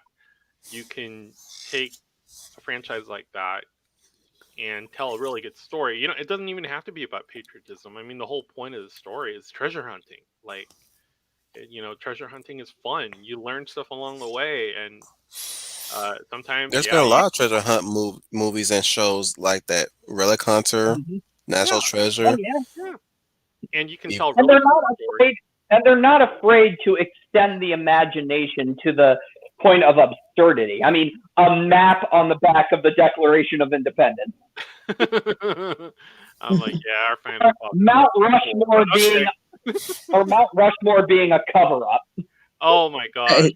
Mhm. Oh my god. Yeah. So basically what's I gonna mean, but happen is, that's fun conspiracy theories. okay, well, you got to remember these pink hairs aren't being, shown or taught any real history in school. So what they know is what they see on TV. So TV is going to tell them that it wasn't the founding fathers who founded this country. It was this subversive or this secret culture of so and so and blah blah blah blah blah. Just like I want to call it The Help, but it's not The Help. It's a movie, and I didn't watch it because I knew where they were going with it. It was that one NASA film with Oh, the Hidden Figures. Hidden yeah, Figures. and Yeah. that's exactly where they're going with it. It's like, okay, so now you're just rewriting history in a way that it Wait, now so Hidden Figures did not happen, or did it happen according to? it's loosely tied. But what you're doing is you're You trying get a to, romanticized version of it, didn't we? yeah. So what you're I'm doing glad I is, didn't watch it. yeah, you're elevating, you're elevate. It's kind of like That they were in fact the real people who got us to the moon, when in fact it was a combination of it was a so combination of it all, and it was a combination. that's what a lot of people tend to forget about this nation is that we are an amalgamation of different cultures. We're very distinct in that way. And I won't deny, and I will not deny that Hidden Figures didn't Oh happen. yeah, oh Okay, yeah, those ladies did exist, and yeah, they did provide a much needed service, but yes. not to the extent the way the movie conveys it.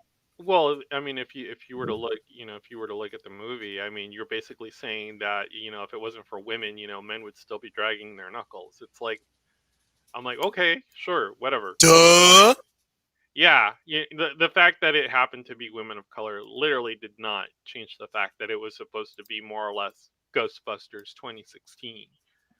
But I mean, sure, elevate one race over the other. I don't care. That it's your film, it's your version, whatever.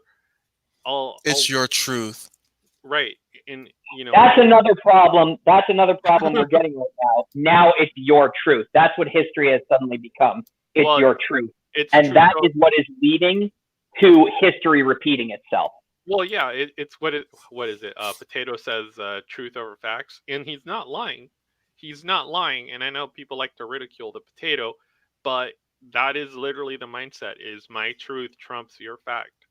So, I mean, again, and this is what I'm not liking about where we're going with these franchises is that is what we're going to get more of. I mean, it's going to be a while before we get more independent stuff, and that just means the independent stuff is going to be twice as good.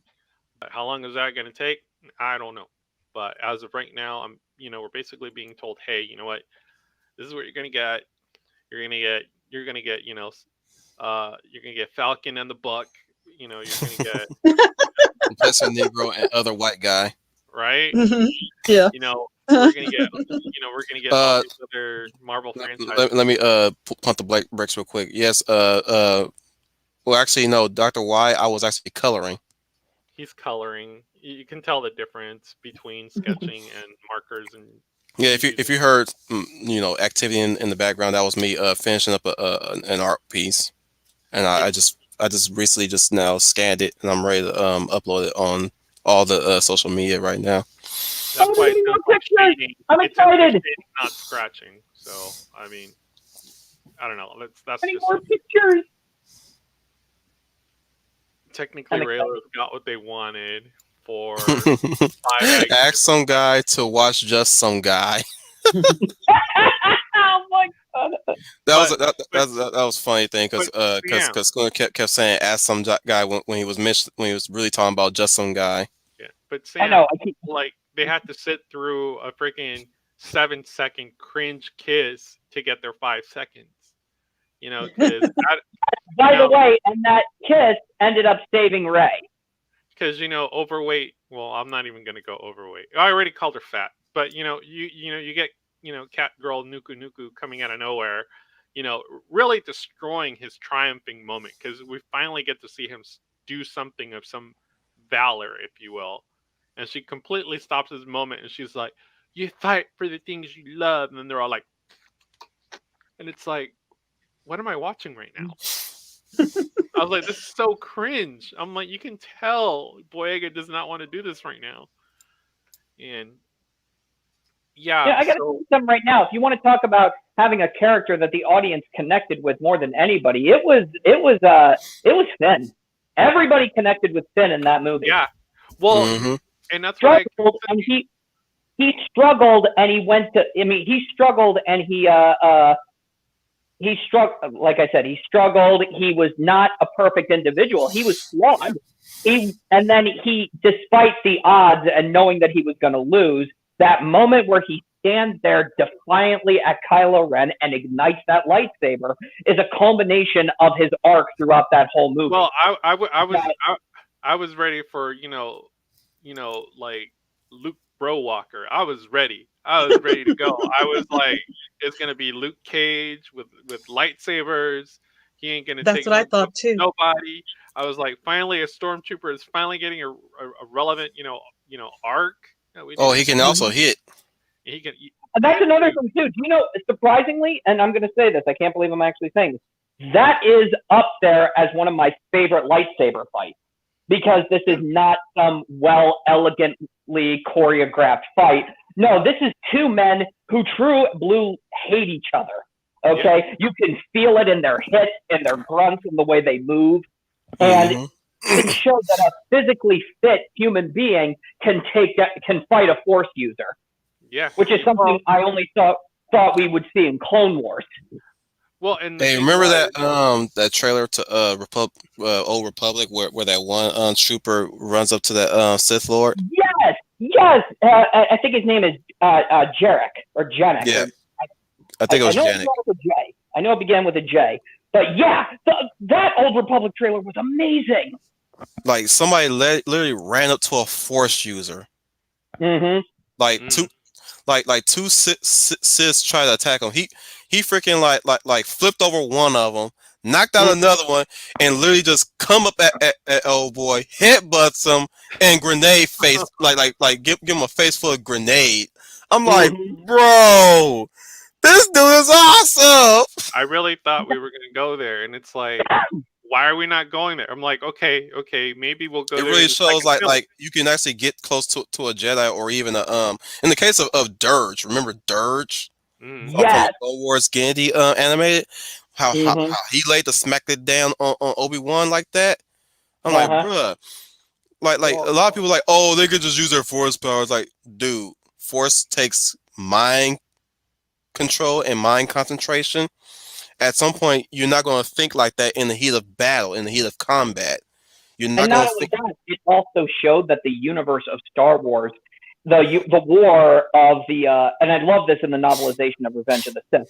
The Jedi Right. were relying too heavily on the old ways when the universe was advancing beyond them, where it got to the point where science and technology or a clever little bounty hunter could find a way around their abilities.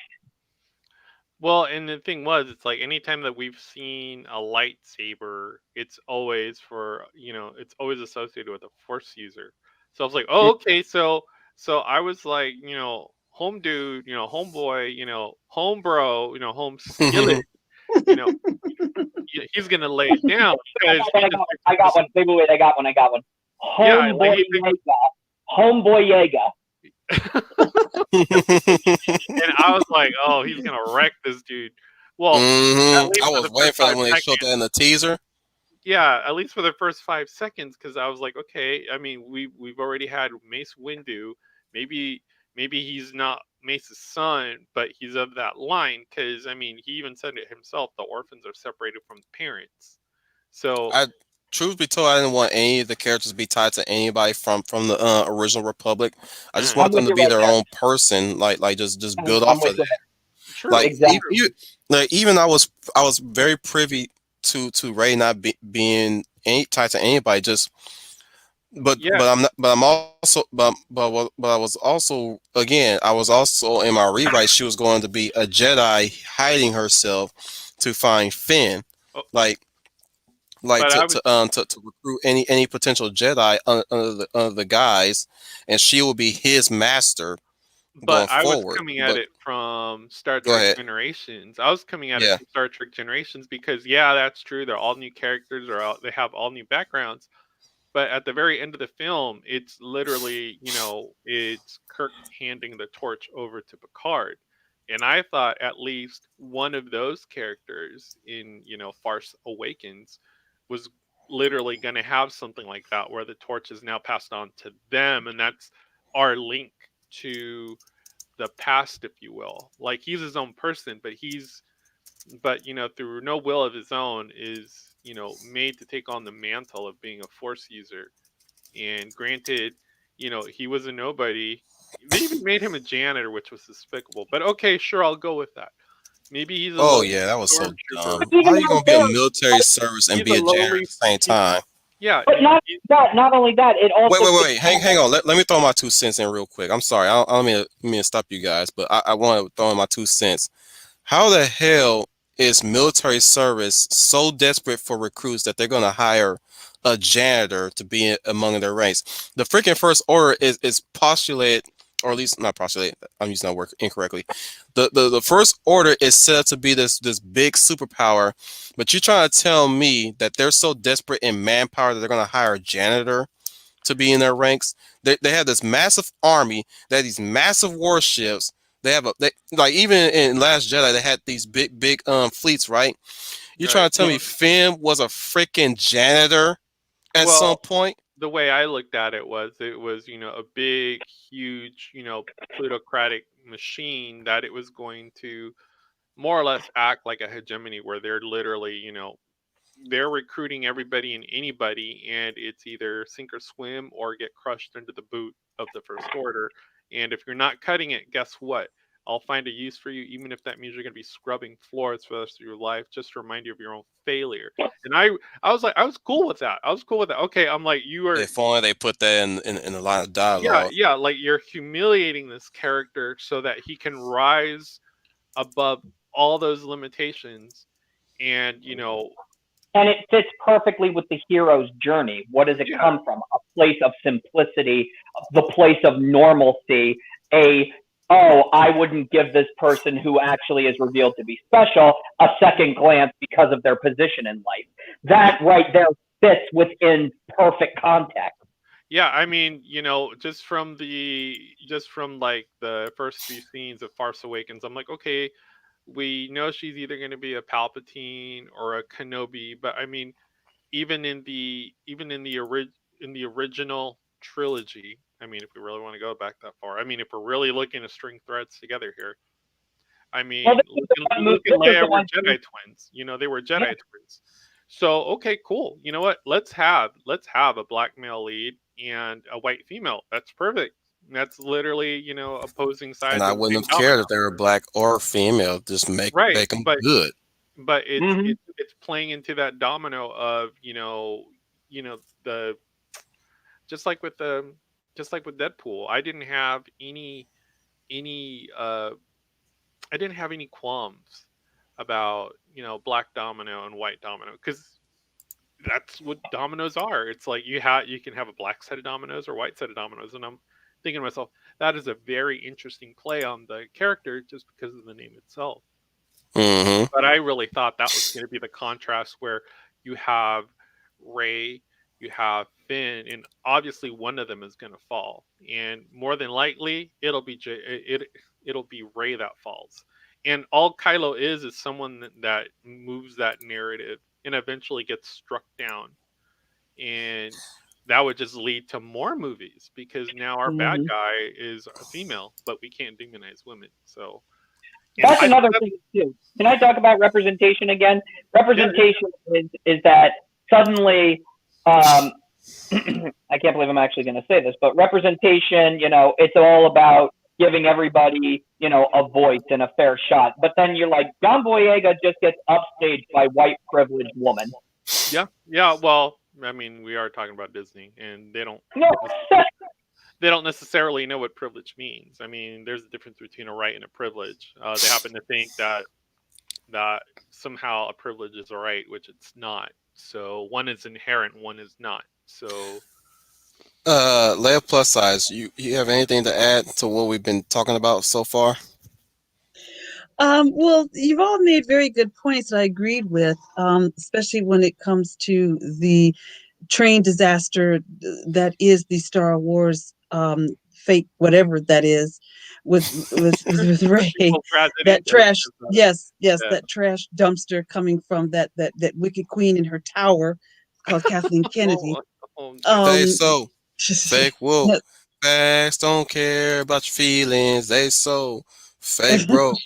Facts don't care about your feelings. Neither do rights. Rights don't care about your feelings. Hmm. mm-mm. You I'm know. absolutely on the same page, and I was going to go back to I think about uh that how I could not and you talk about representation. First of all, I did think that I thought that Finn was going to be the hero of the film. I That's what I Yeah. came to see. I he came And to not should. because see he's a Yeah. black guy either, mind you. No, no. Not no, because he's a no, black no. guy.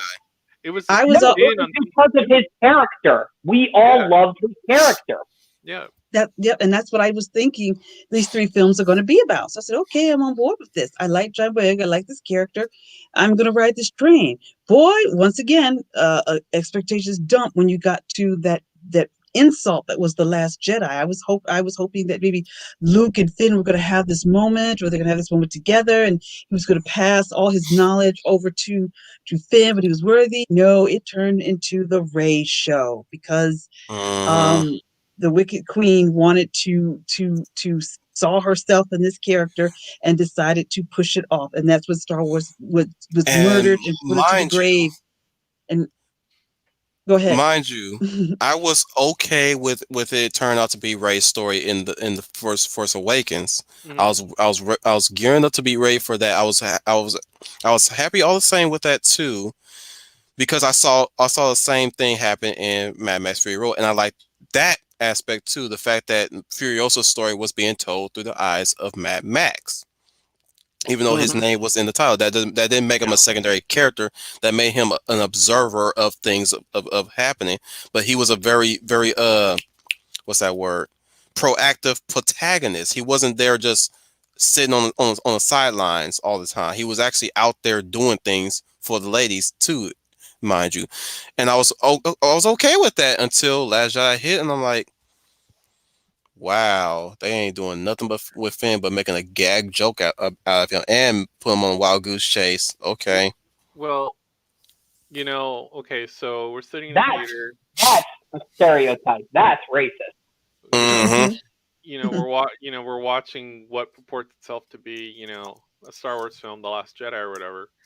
And then, Rose Tico comes on screen, and I'm like, okay, cool, whatever, B-list character, whatever, whatever, whatever, whatever. Because, she comes out of nowhere, blah, blah, blah.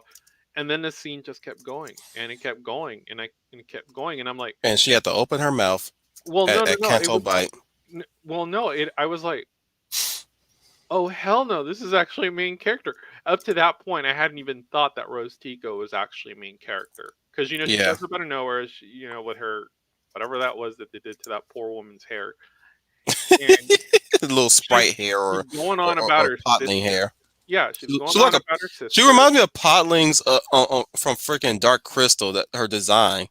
Yeah, so I'm like, oh, okay, so she's gonna be I was trying to think of somewhere, prequels or like, original trilogy, like what type of character she was gonna be. I was like, oh, so she's an engineer, so she's gonna be maybe like maybe what we Somehow her skills will play into the movie.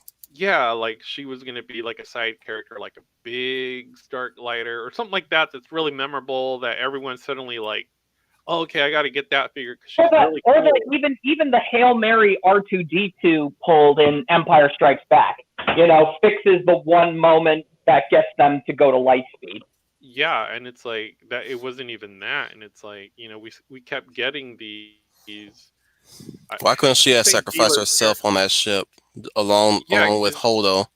well, because we got Oh, Admiral Gender Studies, and oh my! Admiral Oh, Gender don't Studies. even get me started on that character. My God, how could I mean when everybody is siding with Poe Dameron and the movie is telling you no, Poe is wrong, you have done something very wrong. Well, here's the thing. Here's the thing. Like the first movie sets up our Trinity as being Poe, Ray, and Finn. Mm-hmm. One's gonna maybe be this girl. We don't know because there's all heroes, but we know from the first film you have your aspirational hero, you have your scoundrel, and then Mm-hmm. obviously we've already set up our princess character. So I Mm-hmm. wouldn't call her the aspirational female. I don't know. I wouldn't know what to call. I wouldn't know what to call Princess Leia. Princess Leia was always Princess Leia to me anyway. Um, Mm-hmm. I would say she's the Because you're glue. a That's dude. what it was. She's the glue. Yeah, she's the glue. So it's like, all right, cool, whatever. There's kind of like this brother-like rivalry. Who's gonna win Leia or whatever. Leia already knows who she likes, but in typical girl fashion, you're going to not come out and say it outright because you want to be one. You want to. It's kind of like Red Sonja. It's kind of like I don't submit unless I've been won in battle or whatever she says. So yeah, because it's kind of cool. I mean, it reinforces the fact that you're a person of value. Yep. So yeah, so like I said, I thought our Trinity was going to be that, but then I'm like, okay, so who's going to be the scoundrel? Who's going to be this? Who's going to be that? I'm like, well, maybe the roles have changed a little bit. Maybe we're actually getting a female trickster. I know.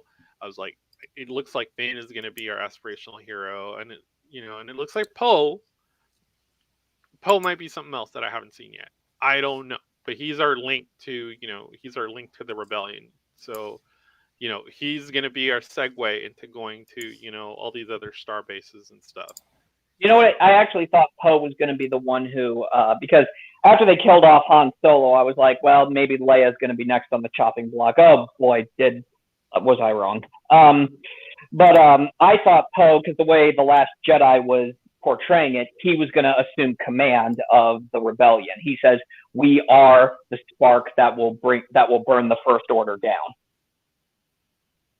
See, I mean, and I was well, I was like, is Admiral Gender Studies going to be our Mon Mothma? Maybe I was like, I'm not sure what I'm watching right now, but I'll just like I was trying to soak that movie and forget it. Like, and I made the mistake of trying to soak that movie, and I was like, most of the time throughout that film, it's not that I felt lost, but I felt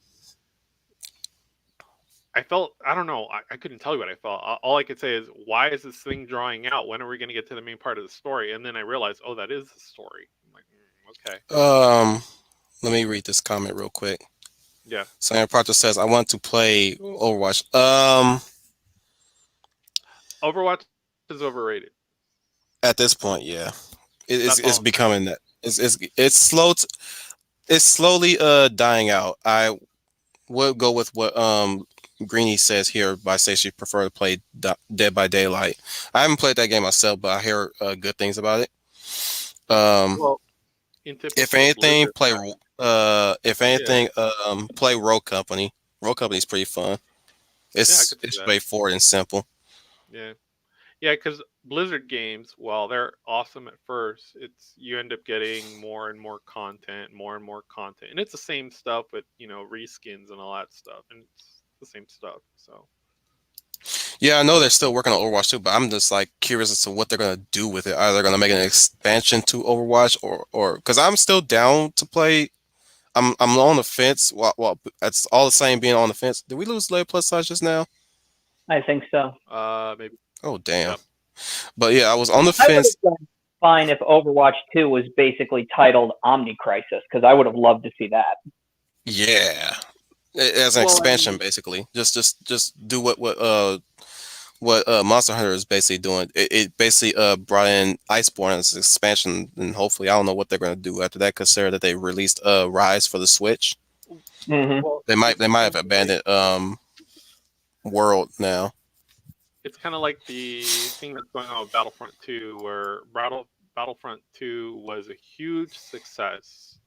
Um, okay, well, where do you go now? Now that you've made Battlefront 2, it's like Battlefront 3. Okay, what's going to be different between Battlefront 2 and Battlefront 3? And it's like, okay, so Overwatch was already popular. So now we're doing Overwatch 2. So what's the big difference? Are we getting story, or are we getting more PvP? Like, I mean, PvP only goes so. That's the thing. Like, I mean, if you're co-oping with your friends, yeah, you can play forever. But like, the thing is, it's like what hasn't been done already. Like, you have DPS, you have tanks, you have healers. Like, what else? Like, what other classes do you have? Do you have the hybrid classes? Like, what mechanics are you adding to make it cool? So, Yeah, but I mean, that's why I got out of WoW, and that's why I got out of like Elder Scrolls Online. It all got to be the same. So, Arrow was only good because of Deathstroke. Hmm. He started to get annoying after a while. well, I was getting, I was kind of getting tired of Slade. I stopped watching Arrow after season 3. Yeah, I stopped at season 2. I got you guys beat. I managed to get at least to season 5, and I was still suffering. And since then, we had stopped because it got Felicity. Felicity's character had went through a complete shift through after season 4, and they did not course correct on that one at all. There this it really was bleeding into that SJW mindset to really like tear down the men in times, and it's goodness gracious. Just thinking about it makes my brain hurt. But that's another thing too. What did we? Everything they always say that in representation and affirmation, it's like you have to take it. You have to. That's what she said. That's it. Oh no! Oh no! I stepped in it. Only woman I allowed to do that is Grace Jones. Ah, Grace. Slave to the rhythm. But they basically are saying, no, this is a step in the right direction. You're going to thank us later. This is exactly what you want. You just don't know you want it. And I'm like, stop talking right now. You're making me very angry. Oh my You're God, only angry. You're Is that only angry. true, Melissa? In the Brian! Oh my story goodness! wise, Like that comment from Brian, he almost forgot Prince. Bro, okay, if you go on YouTube and see if you can find you, there's it might still be up. I think there's maybe 2 or 3. So Prince did this like halftime show, and I know, well, if whoever likes Prince knows about this stuff, right? hmm So he did a halftime show, right? And it was unplanned that it was just starting to rain, and Prince is like, "Yeah, let's do it."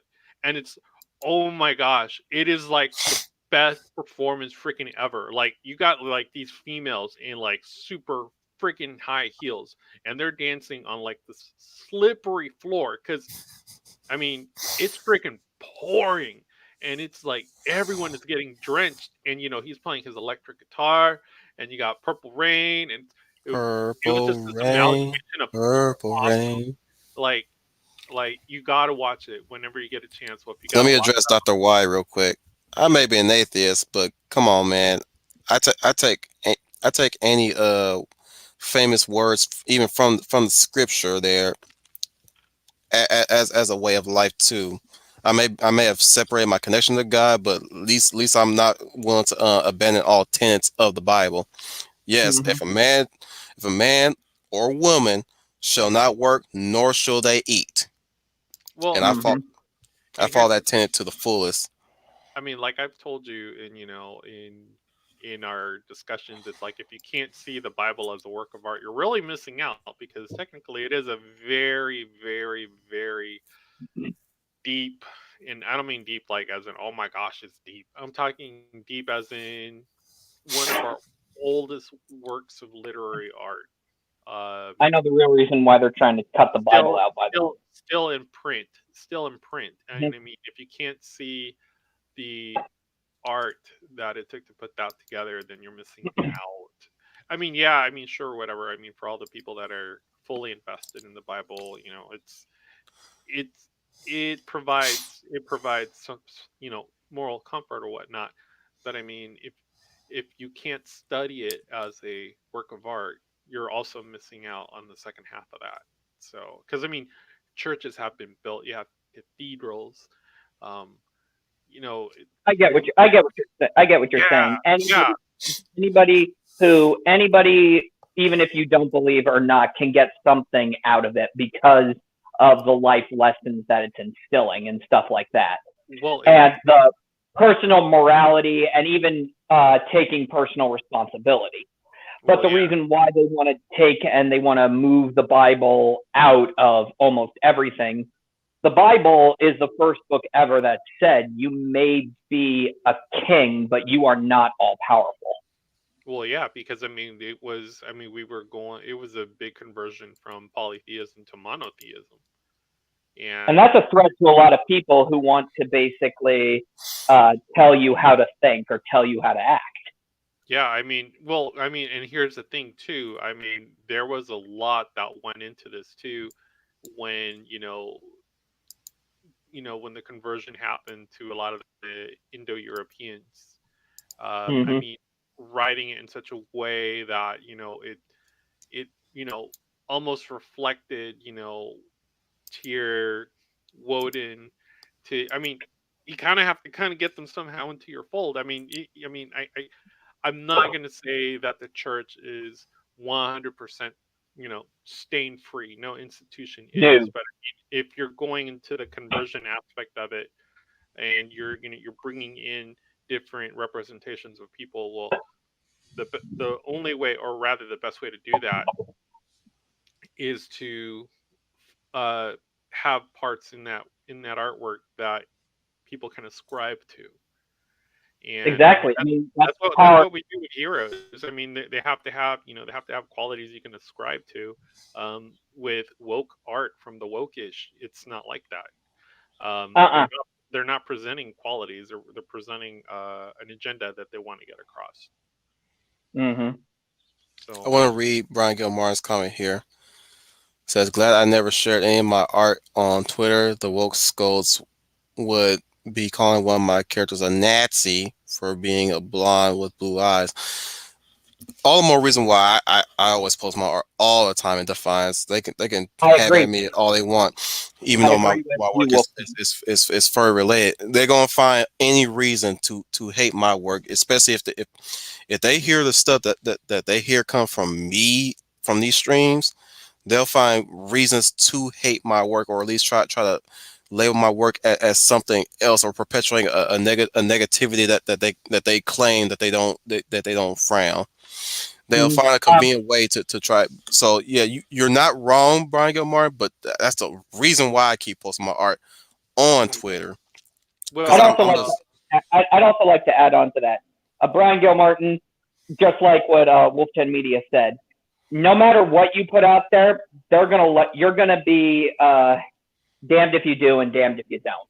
So you know what? You're never gonna 100% get anybody's Well, approval. yeah, yeah, And I say just put it out there, just like Wolf 10 Media says. Let it be out there. Let everybody say whatever they want to mhm. say, because when it comes back around to you, you can always spin it into something else. You can get the truth, and Well, you can tell them what you were originally what I mean is, you can tell them what you were originally intending, and you weren't trying to be this, this, or this. But don't ever be afraid to express yourself. That's what art is supposed to be. Art That's all art challenges. is meant to be, expression. Individual. It is meant to challenge. It is meant to force people, not force. It is making people ask a question, but you're also bringing them into your point of view, how you perceive the world, how things. I can't properly articulate it. well, I would say this. I would say stay off of Twitter. It's a big old cesspool. What you should do is you should go ahead and post your artwork on MeWe Yep. and let us all Mm-hmm. appreciate it for what it is, as opposed to letting the pink hairs have a field day with your stuff. So, Are because they to be really perfectly honest, cousins? your work is your work. I mean, you're always going to have someone critiquing your work. But here's the thing. I mean, if you can't handle any type of critique, you've already set yourself up for failure. And when you are getting a lot of critique, and it all seems to be the same thing, okay, so maybe you made a small, mistake or whatever. But when it all is overtly negative in the way that, oh, that your character doesn't represent me. Well, okay, my character is not supposed to represent you. You need to, grow up. You need to clean your room, and you need to go out and get a job, and maybe get a man who can put up with you. It has nothing to do with me, and my character is not supposed to represent you. My character is supposed to represent something for you to admire and appreciate. More so, you can even ask this question. You like saying, this character does not represent me. You can actually ask the question, is it that this character doesn't represent you, or are you not trying to connect with this character? Hmm. I agree. Sam Proctor says, when you see a guy reach for the stars in the sky, you can bet that he's doing it for some doll.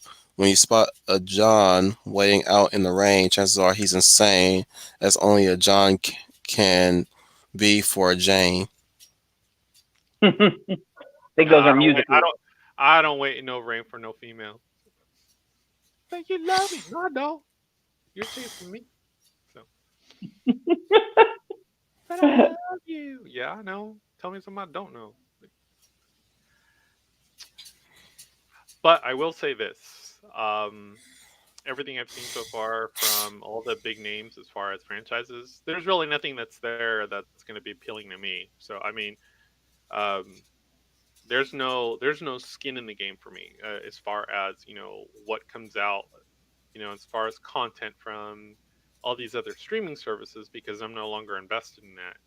I think what I'm invested in now is growing my extended universe, whether through Star Wars or Star Trek novels, um, Hmm. and maybe some old, comics as far as looking for like back prints. But to be perfectly honest, like I can't speak to one thing that I'm looking forward to. Maybe Black Widow, but I mean, we already see the death knell of the movie theater, because what these streaming services are doing now is they're I not think they're only singing in the chat. Yeah, yeah, and what I during was our singing session. yeah, what I was gonna say is, you know, I think we're seeing the last of the trend of movie going. It's it's starting to shift towards streaming. I don't necessarily like that, because you miss out on the experience of going out, seeing a work of art on a large piece of screen, and being able to immerse yourself in it. I mean, you could immerse yourself in a 27-inch monitor, but I mean, it's not the same thing.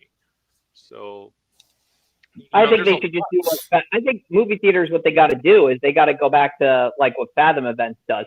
Let's start showing nostalgic movies in the movie theaters now. Let's Oh put yeah, Superman, the Christopher Reeve Superman, up on the big screen. Let's do Back to the Future. Let's do Tremors.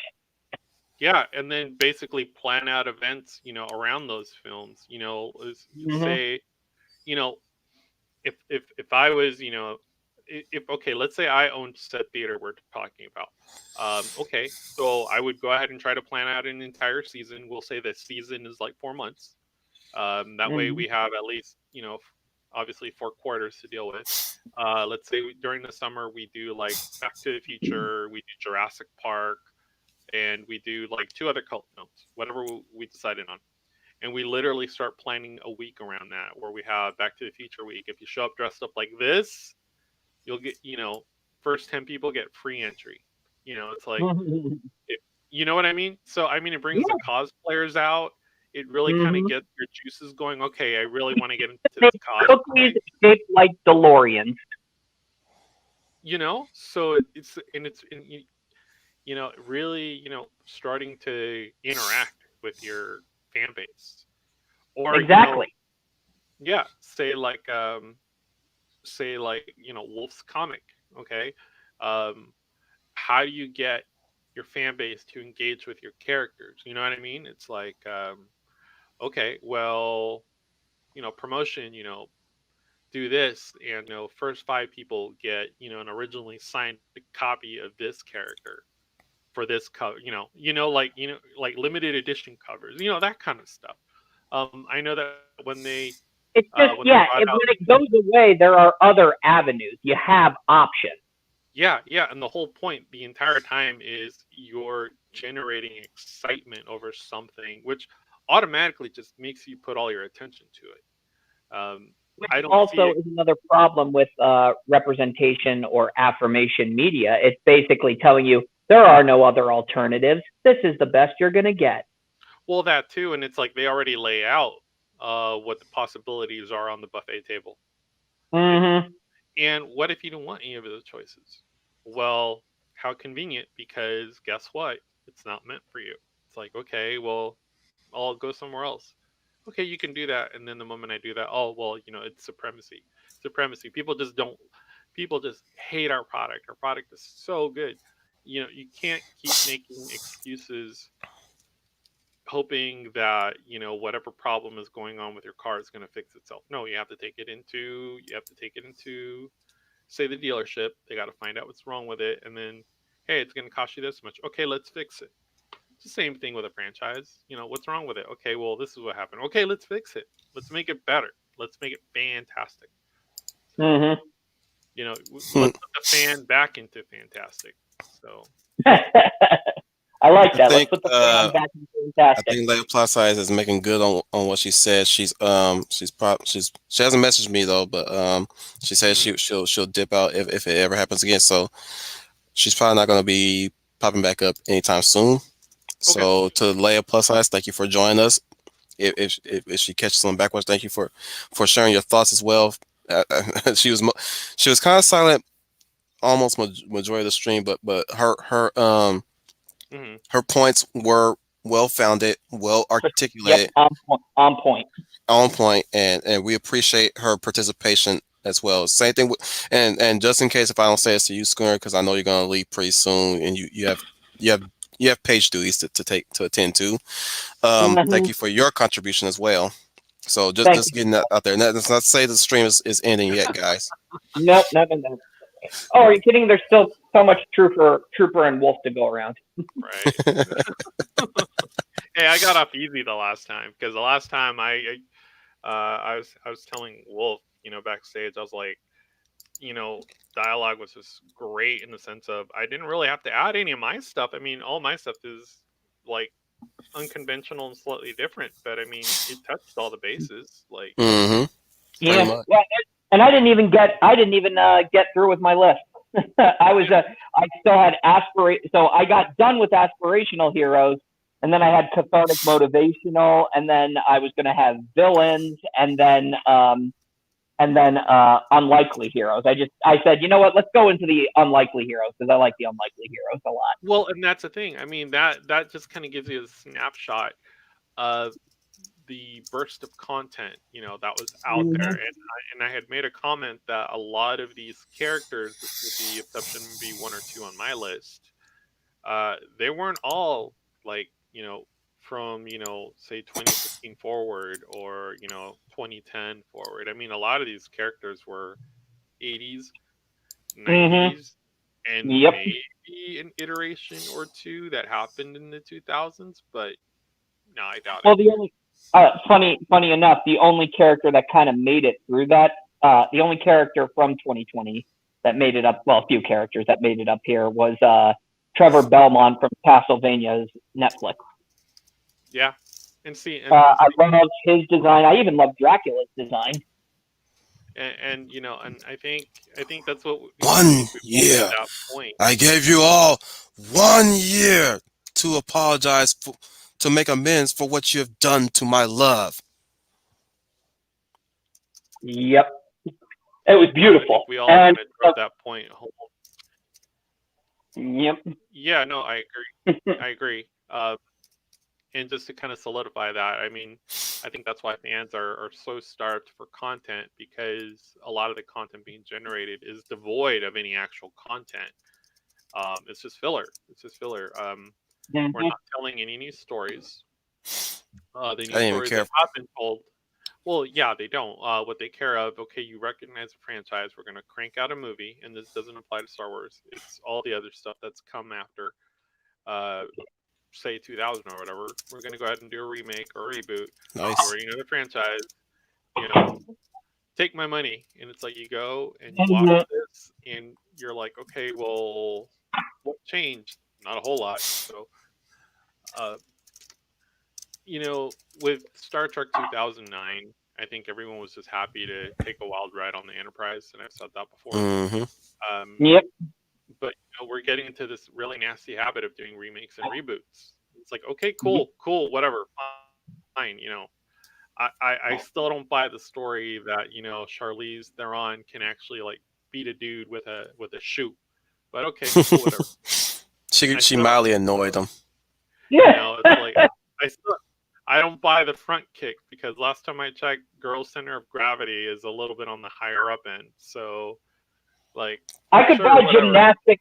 I could buy a gymnastic One of spin these kick. days, Trooper. One of these days, I want to show you that clip, that one take clip, Yeah, or at least that, or at least that one scene where she beats up these security officers, or at least not security officers, these police officers, and made her a great escape. Mhm. Cause she's not like knocking dudes down in one hit. She's actually just she wills them down at that, oh, Mhm. like to the point where they can't get up. She be, the emphasis of the action is her whittling these guys down until they finally go down. She's not taking them out in one hit like say Silk Spectre and um Zack Snyder's Watchmen, mhm. Mhm. where she kicks that dude down and steps on him. You must respect my ovaries. Okay, you say so. Oh my god! Like, I was like, I'll respect your womb, I guess. I'm like, I mean, show me something I don't know, but No, no, no, no, no, no. I'm laughing at Sam Proctor's comment. you just had to scar us on MeWe. It's what I posted. Check it out if you can. I'd have It's to, what I've recently posted. yeah, let me look. It's just like, all right, I'll respect Uh, your ovaries. Are you that's gonna a lot of respect the life that's in a it? lot of camel toe for a wolf. So That's not even a camera toe. what would that be? That would be like a wolf knuckle, is what that is. I'm you, gonna you, have to. I'm you gonna have see to check it you out see later. what I wrote to it, right? Uh, I will not apologize for this. It's on my timeline, so it's not on the Professor Geeks group. So I don't know. It's too covered up. I already told you before. It's like they got fur, so you can put a little less on that. So uh, all I will tell the chat is it's like yoga pants, and then like yoga shorts, pretty much, and wolf Uh, knuckle. So and two foxes. Or would it be wolf claw? I don't know if that would be a wolf claw or wolf knuckle. I tend to think wolf knuckle is a little bit worse than wolf claw. Like, so. How about she just says, so what are you gonna? What if they actually ask her that question? What are you gonna call it? Wolf claw, wolf knuckle? I think it's just a woo. Why is it woo? Punch in the face, and the character goes woo. I just might draw that. Be like, hey. I know I'm not gonna post it on Facebook. It's on Twitter, so that's ape break culture. How dare you? How dare you? How dare you? How dare you? We might as well get into the fun talk section of this now. Since I pretty much oh, it's raining. She goes, how dare you? Oh, I don't know. You know what? It's been weird here today. It was actually kind of cold on my side of the. I think March the weather is currently going mad. So. I heard that shit, man. That shit wasn't funny. I guess at the end of that skit, Steve Wonder crashes into a tree. Ha ha ha! Very funny, motherfucker. Excuse me, everybody. Hide your kids. Hide your mom.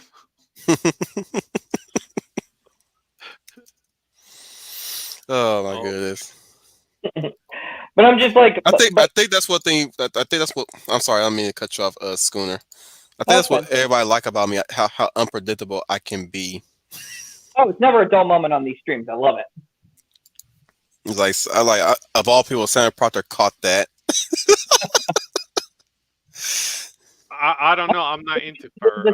My generation will decide the future. I cannot relate. Although I have been told that I would be a tiger. So I think that's what it is. I just love it though. My generation will define the future. And well, just when we were singing our praises and about to give the Lady of Valor a proper sent off, she has returned. Hello, Lady of Valor. Sorry. Hello, guys. Sorry about that. What happened? You missed a great deal of amazing things. Whenever she disappears, you just have to go ahead and send Captain America MeWe, and he'll respond within 15 to 20 minutes. So.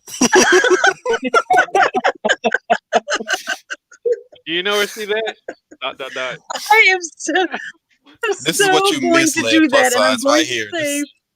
This is what you missed. Go ahead. Is that what he said? Yeah. Were you guys talking behind my back? No. I dodged a bullet. We would talk to. Oh, it's what I did on MeWe. Oh, yeah. You don't want to look at that. You don't want to look at that. Now you're gonna make her want to look at it. It's gonna burn your eyes. It's gonna burn your eyes. Your eyelashes are gonna thin, and your toes are gonna curl, again. I stand by what I said when I posted. I will not apologize for this. Let Plus Size know. Let for representation. I'm not going to look. The stream needs you more than it ever could have. Just be aware that to watch out for. Watch out for something very colorful while you're scrolling down on your timeline in MeWe. Yeah, you can't avoid that. Like, trust me. Like, I tried. It's on my profile. Okay, you weren't talking about my. No. Oh, it's got nothing to do with my boy. You know how I get. Okay. No, what about my boy? You talking about my boy? It's got to do with yoga pants and freaking yoga shorts. Me? No. It's got nothing to do with you. It's on MeWe. Okay. You'll see it on my boy, because you know. It ain't about your boy Steve. It ain't about your boy Sebastian Stan. Okay. I just want to be sure so when my wrath does not have to come down on the commander if such things happen. He knows this. Yeah. Yes, I'm kind and gentle, but when you mess with my Steve, I'm like a lioness. Yep. So that's why she has the Lady of Valor to her name. it's a Cardi B, Megan Thee Stallion kind of thing on MeWe. That's all I got. No, it's not. Yes, it I, is. I, Yes, it is. I'm not that low. Now wolf knuckles in your face. I am not that It is low. in your face. I Like, just hope like, people can appreciate the depth like, of field. like Sam Proctor will back me up on that. It is in your face. You can't miss that thing. Like that. Like, This is why I switched it over to the fun talk, guys. Oh my Okay. goodness. like When I'm I had my eyes burned and my freaking eyebrows singed. Just like Oh, I you have a survived feeling that when I worse. go over there, we're going to get a Raiders of the Lost Ark situation where faces are melting. yeah, right. okay. Chat. Everybody in the chat, have they been naughty? Those in the chat No. that are left, where Wolf they were is naughty while I was Wolf is gone. very naughty with a marker. That's all I got to say about that. It's girl. It's what's for Christmas because it's red and green. That's all I got to say.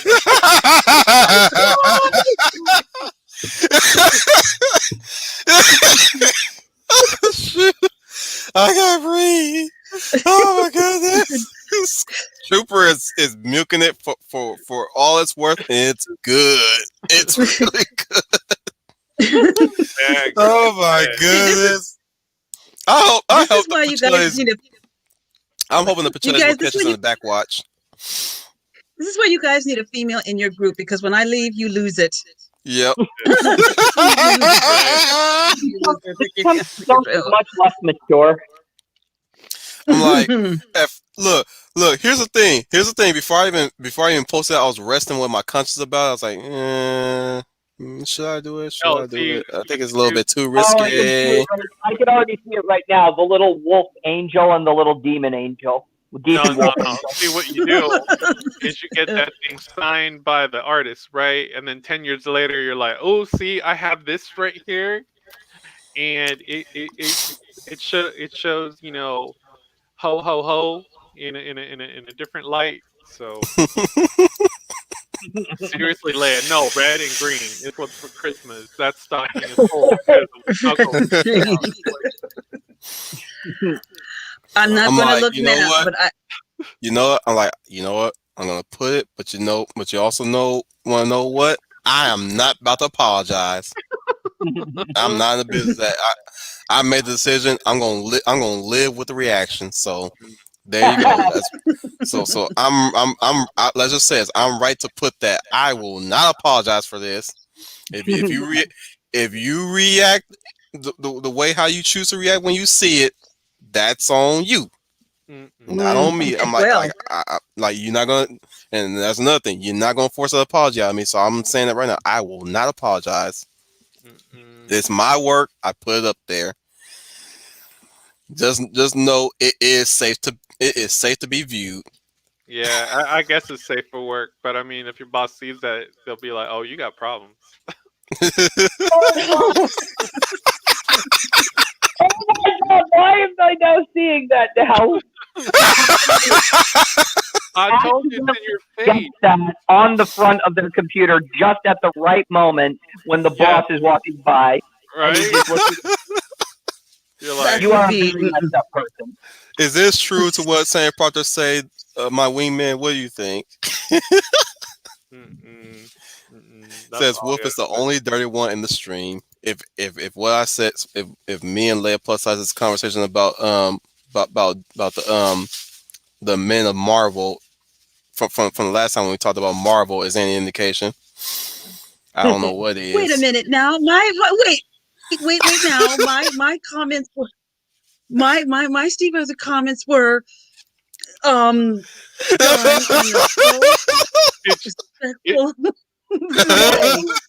Yes, Leia plus size was very respectful to the male form. Well,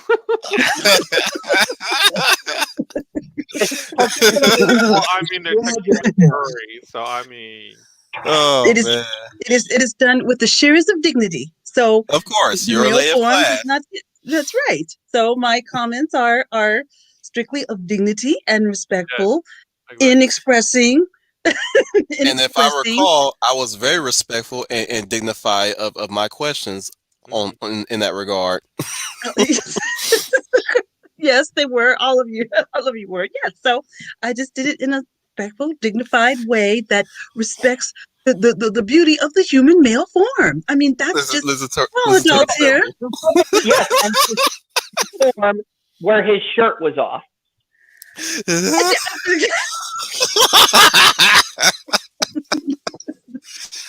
Oh my That, goodness! And all when he was all sweaty. I okay, wonder. well, now, If Green is still in the stream. Scooney, that's a totally different thing. I know, That's I know it is. yes, That's a I that's don't even want to know. I got to tease Melissa Harris on that one. Like that's interesting coming from you, considering that sometimes you have a dirty mouth sometimes here in the streams, which I'm gonna give you that one. You're still good people Which despite is good. having that. That's, no, that's good, especially when we got a troll in the stream. Oh yeah, I will never forget that day. Yeah. Oh my goodness. Well, Yes, it's sad that I actually knew what that was. I'm like, oh, why do I know that? Yeah, they're just somebody just coming in to straw man somebody and straw man people. Basically, they ain't even they're not even trying to make it a subject of conversation. Hmm. They like Yeah, that, and there's also the fan man stream. I don't know if you were there for the that one, prawn Trooper, bots. Yeah. where they came in and basically just mocked the faith like that. Hmm. Well, I mean, those are people that have little of it. Regardless of whether you believe or not believe, they believe that there are no consequences because media has exalted the Condition trickster, them. because the trickster in modern form now does not does doesn't occur any type of consequences. I mean, look at Loki, even to the very end, to the point where he was choked by Thanos. I mean, no consequences other than the fact that he was choked. And that he was killed. Well, yeah, but I mean, uh, I, like again, it only romanticizes the trickster, if you will. Oh, he was so good up until the end. Mhm. yeah, because they're giving him his own show. So, and that's a question I often ask people: is, well, what is Loki considered? Is he a hero? Is he a hero of his show, or what are we rooting for him? What's so funny? Did you see? Troy Troy commented. Yeah, I saw that. I saw that. And what Oh did my I say? goodness! I can't get the MeWe right now. What did he say? I don't know if I want. He posted a YouTube video, and it's involved jumping spiders. Interesting. Oh my god. Oh wow. Oh wait, Jumping. Matthew. Yeah, it involves jumping spiders. It's a music. It's likely a It's a reference. yeah. Back to what Leia Plus Size says, you're absolutely right. What is Loki? He's not. I mean, if you want to say he's a Yes. hero, well, that would be very interesting, considering the hero Loki should have been the Loki that was in Infinity War. That is hero Loki. This is Avengers Loki.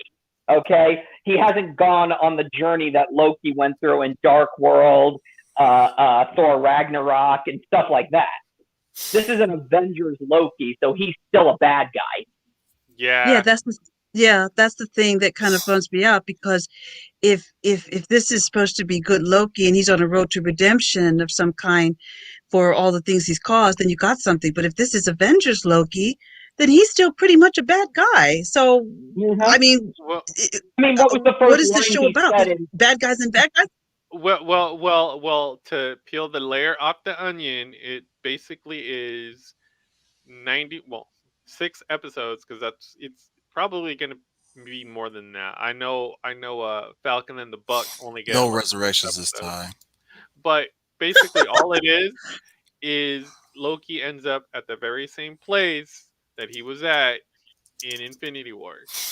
There's no other evolution than that. Because literally, he's gonna have to evolve right back to where he started. I'm like, so why are we watching all this? Well, this is a Loki you never knew, but you really wanted. I'm like, no, it's not. No, Oh, it's not. I'm like, you guys waited too long. Now the actors are getting old. Like, I'm losing interest. I'm even going to Like, say this right now. Loki's story arc in Infinity War probably was the best to come full circle because yeah, the first thing he does when he walks in that sequence is he holds out the cosmic cube, and then he echoes what Robert Downey Jr. said to him in the first Avengers movie. He says, "I have an army. We have a Hulk." So what does Loki say? He says, "Firstly, I'm not Asgardian, and second, we have a Hulk." And that's when yeah, Hulk jumps in. And mm, not only that, and right at the last moment when you think, oh, Loki's going to be in this movie, no, he tries to kill Thanos, officially making him an Avenger. Yes, a short-lived Avenger, but still an yeah, Avenger. yeah. And one thing a Yeah, it trickster seems doesn't do is kill, so that's how they got around that. So, Mm-hmm. No so. It seems resurrections like this time. yep. right. Go ahead. Yeah, Go. it seems like to me that would have been a good way. It seemed like that was the end of his storyline, and I would have Mm-hmm. accepted that. I said he killed, but he killed doing something good for others and not for himself. In some ways, coming around. So that would have been that. If that was the end of Tom Hiddleston's character, then that would have been full circle, and I would have accepted that. And story wise, that would have made sense. But I It guess even they helped decided. too. It did help story wise too in that sequence because Loki provided the in that scene where he says we have a Hulk, he provided the necessary distraction for the Hulk to come in. Hulk then had the distraction, obviously, but that gave Heimdall enough time to send Hulk to Earth to warn everybody.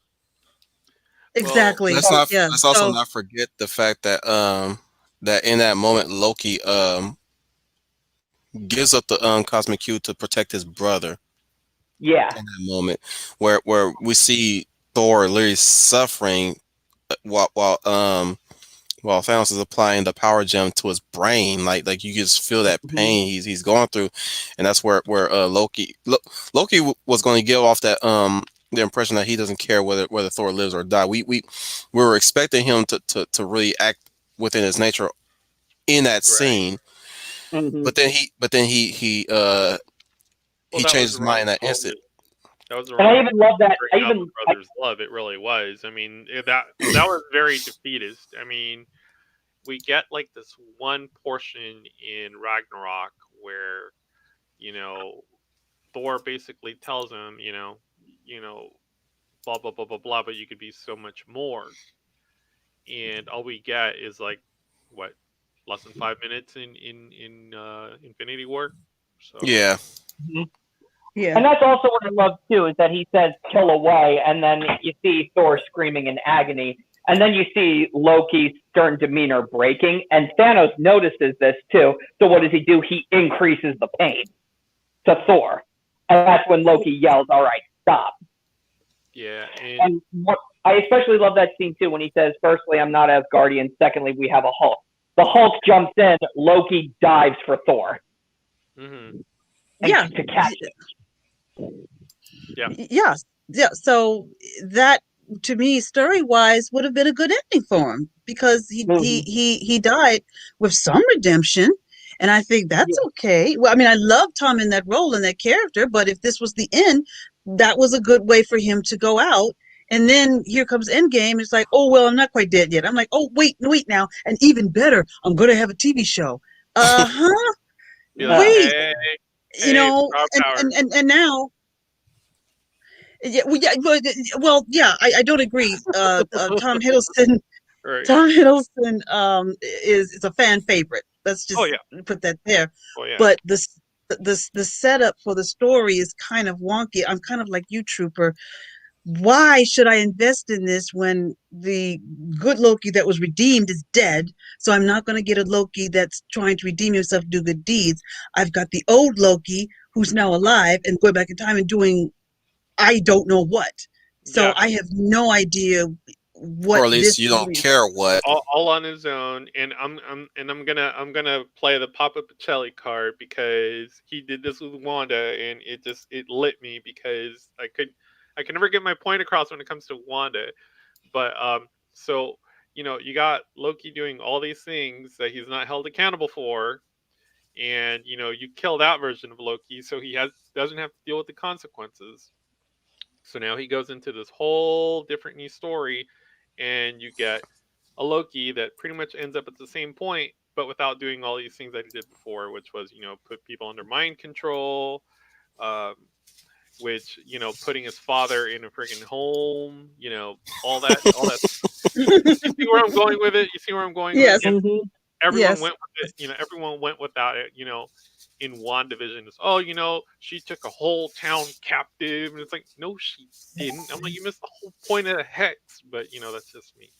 So No, Well, no, yeah, she again, didn't. that's I got. what I don't mean to segue a little bit, but I also love that sequence in Infinity War where Loki says to Thanos, you'll never be a god.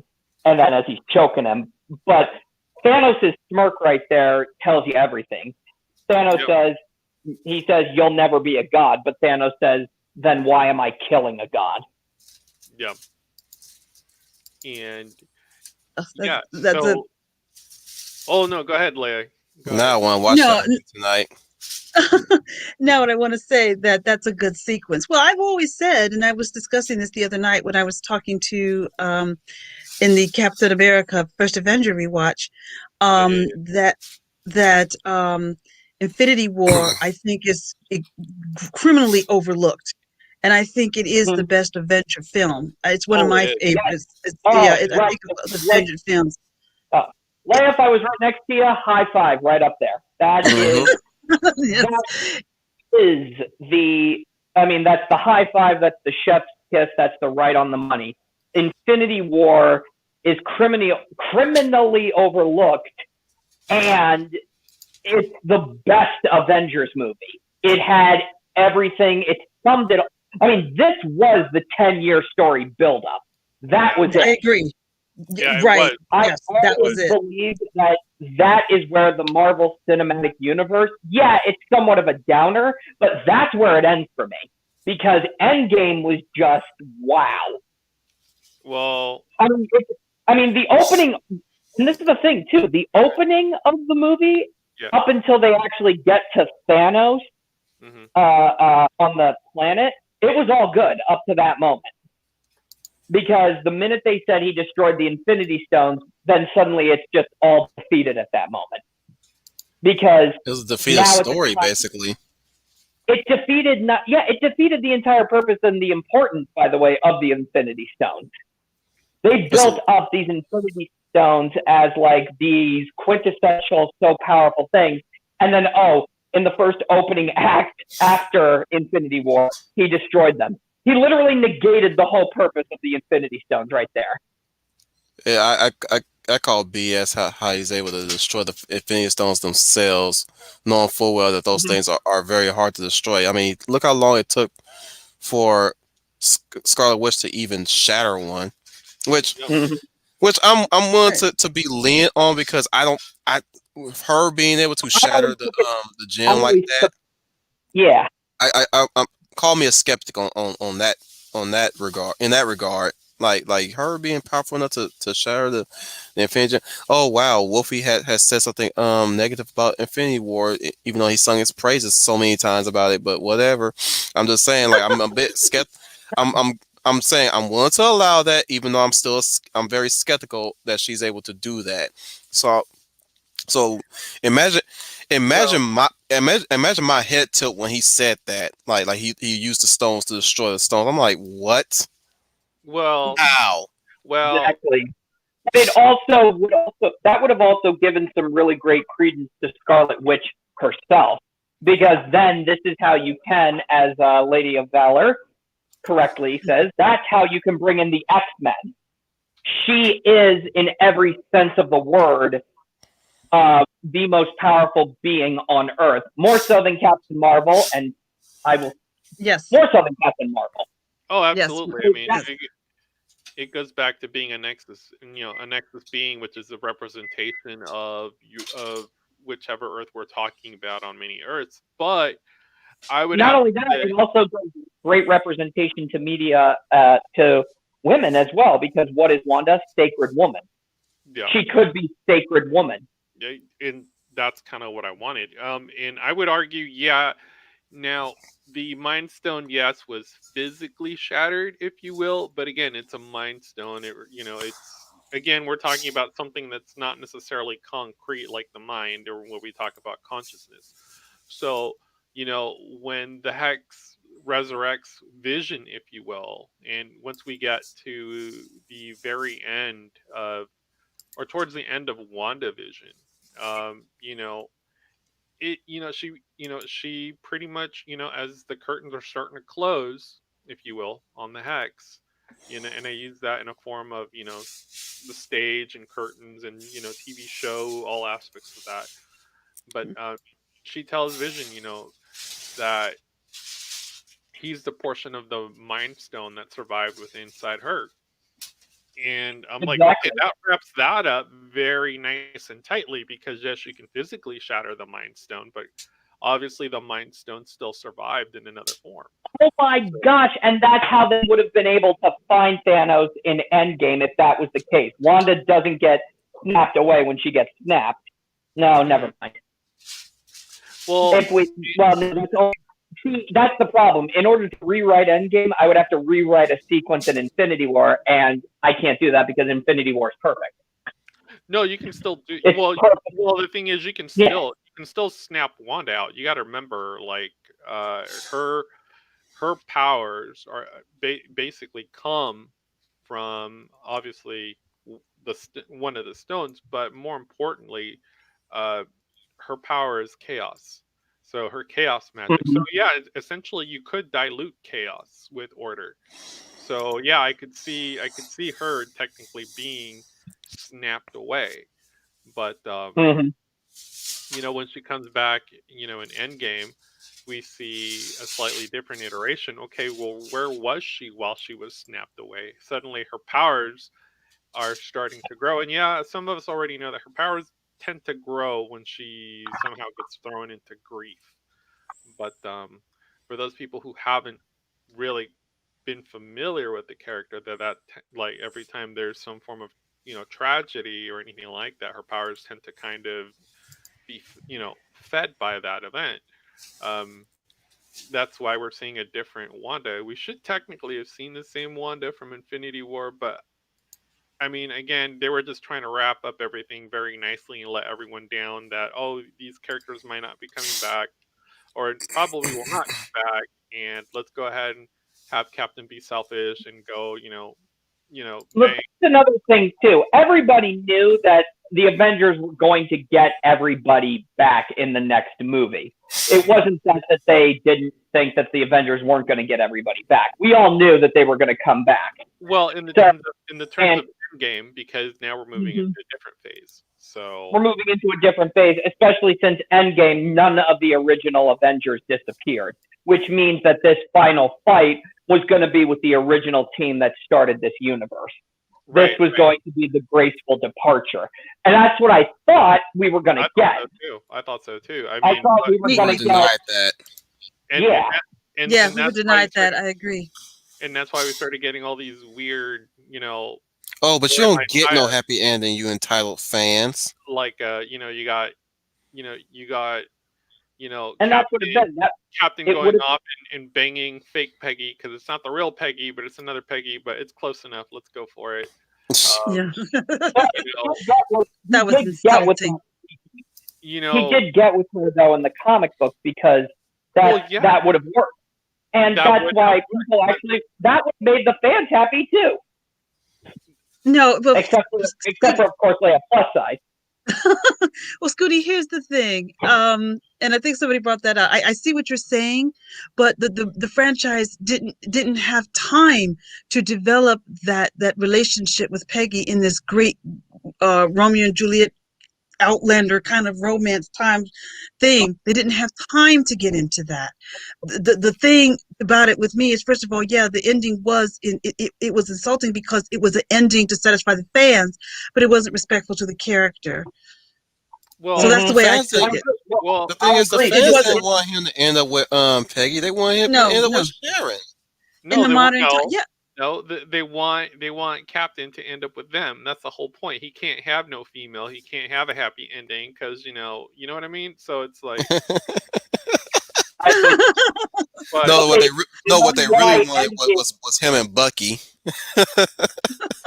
in some Uh, other parallel universe, sure, why not? But that's not the story we're trying to tell here. But like, you know, Bros but can't I bros agree can't with. be But bros I agree unless with. they're in a gay relationship. Apparently, Oh my goodness.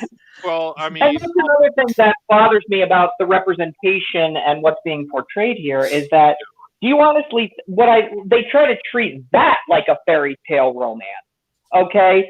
yeah, There are I mean they say we want to write a realistic relationship. yeah, Okay, then show it warts and all. Show that sometimes because they want to portray same-sex couples as one way, a very romanticized. Oh, all your problems are magically solved now because you are in a relationship. No, show me a no, good, a bad. Show me an abusive. Show me a show me a toxic. Show me a not so toxic. If you want it to be normal, show us the relationship look. pros and cons. I'll be the first one to admit that guys can be shallow, they can be myopic, and Mm-hmm. they can be very nihilistic and or narcissistic. And you put two of that into a relationship. Trust me, it blows up by 100-fold because I mean you're dealing well with guys. It's a little different than having having a male female relationship, just like it would be very different having two females in a relationship. The dynamic is just different. um Yes. hmm so The it's Exactly, exactly, Trooper, exactly. You don't know the dynamics of the females and the males, but then they say, but we are exactly the same as a heterosexual couple. And I'm like, okay, then, if you are the same as a heterosexual couple and we write you like that, why are you still complaining? Oh, we didn't get it right.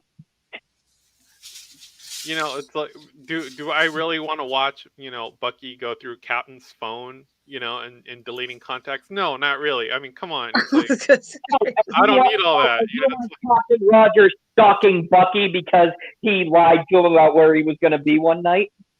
And that's that's how it usually goes, dude. That's how it usually goes. It's like, why And is then, this and then here's what. so? Oh, I can just picture Bucky coming home, turning on the lights, and there's Steve sitting in a chair saying, "You want to tell me where you were tonight, Bucky?" That's usually how it goes. That's usually well. What do you mean? And it's put their heads on top put their heads on top of how, Mr. and Mrs. Incredible's heads bodies. Yeah. Yeah. right. And then what was How's it? it go? How's it go? That one Whitney Houston song, out with your friends, but only two of you like had something to eat or whatever. But it's that whole "it's not right, but it's okay." Yeah. That whole thing. Do I really need to spend time on that? No, no, no, no. That's a It's all right. It's not right, but it's okay. right. But That's you Yeah. a could even TV say, series. That's a TV series. That's a whole. It's like if I want to make that into 7 seasons, I can. Like I can take my points from all the popular TV series that are on NBC, ABC, and all that, and do that.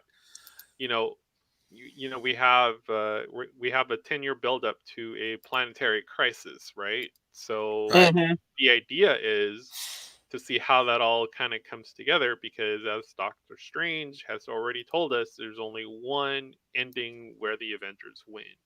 So how can it be so over the top that it just blows the pants off of everyone who's watching this film? Well, you do, and the answer, and they decided, oh, make it a time heist so we can say, oh, we're going back to the 10 years of storytelling, of the better storytelling, of the Marvel you know and love. And okay, but stick with me on this one. Okay, so you have Ant-Man already, right? Mm-hmm. Yeah. So if we're gonna do a time heist, we better do it right, and we better take a cue from Ant-Man and have a sequence just like freaking Home Dude and Ant-Man, where you got the song going, do do do do. Michael Pena's character. Yes, and then having having the voicing with Michael Pena, even though he doesn't make an appearance, you can get him to do the narration. Well, I heard someone from someone to someone, and he's like, he's got that suit, right? And and just that. If we're gonna do a Oh time my heist, God! And I got let's and I go just thought of Ant-Man. something funny too. That would have Yeah, been exactly. awesome. That would have been awesome, Yeah. and literally cut that first 2 hours out, because to be perfectly Let me put honest, the Mhm. brakes real quick to address 2 hours. Melissa's comment here. That wasn't a retcon in the MCU universe. That was a retelling. It's not a retcon. Yeah. Well, that's The MCU's continuity does not link up with the comics continuity. no, Unless because unless unless they did decide to retcon her in the comics due to the MCU, then yeah, then I can agree with you there. But as far as the movie's concerned, that's not considered to be well, called a retcon. That's a because retelling. people tend to miss the Okay. mark. I need to weigh in here for a second, guys. I got to get going. So Okay. unfortunately, Hey, you know thanks what? for letting me hang on this. I think we could do a part two of this because yeah, people are starting to Yeah. fade in. I think Okay. this would be a good time to wrap things up, Fade anyways. in. Yeah, we Okay. could do a part Fade 2 of this. That's what you said, right? Mhm. Yeah, I this think has been a good talk for everybody. Yeah. Go it ahead, has. Leia. Oh, I was just going to say, Scooney, it was a pleasure having you here. It was fun talking to you, and I also think you're right, Commander. Maybe we can do a part 2 to the conversation, because I think we've got a lot to say about. We can mix it up, or do from Infinity War to Endgame, or we could do maybe finales. Infinity War, Yeah, Endgame, yeah. Return of the Oh, Jedi, Yeah. that would be King of awesome. the Yeah. Rings, So what we're X-Men: Days of doing Future Past. for next Tuesday, we will be talking about the Wolverine movies, and I'm pretty sure all Right. three of you guys are all set for next Tuesday. Yes, Yeah. yes. Um, I would like Yeah, to I'm good be in next that Tuesday. discussion I got about nothing going Wolverine. on the Everything. same token, I'm bringing in Samuel Oleki back for more talk of Howard and Lovecraft with his friend Song. Oh, okay. So I will be creating that that part two for us for this talk. This has been a really great talk for us. So I will be doing that for the Tuesday after next. Let's go with that. How about that? The Tuesday after next. Okay. Okay. Yeah, Yeah. Which just Yeah. keep me informed. which I'm pretty sure that Tuesday for us we have better schedules there on that front. So yeah, let's go with that for next Tuesday. I mean the Tuesday after next. So tonight I think the professor is doing a book study or maybe a Bible study. Tomorrow Greenie's probably doing a Sims project for Final Fantasy 7. Mhm. Troy has his little nightly stream. I think he's still doing the last Sea Layer Schooner, by the way. Um, he's doing this Friday night last call, I believe. I'm pretty sure me, Trooper, and hopefully later Yeah. now will be joining us as well that night tomorrow night. I'll be there for that. I'll be there. Yeah. You better bring yourself a nightcap. I have yet to see you bring yourself a nightcap on. I think call there. I'm dealing with Troy Pacelli, so I realize I think I should. That gets really interesting with You're Troy. like, So what I are you think I drinking, better. Leia? What are you drinking? Oh, I got a mint julep.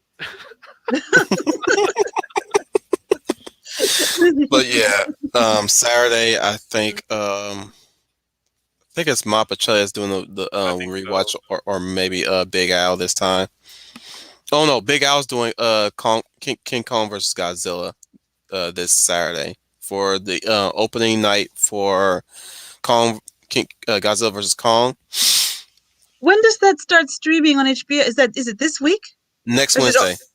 Oh, okay. All right. Probably next Wednesday. I'm looking forward to seeing it. Yeah. Schooner did not leave us. His power went out for a minute there. How you doing, Schooner? Hey guys, can you hear me? Yeah. Yes. Sorry, I just heard thunder and lightning, and then suddenly all my lights just went out. Oh wow.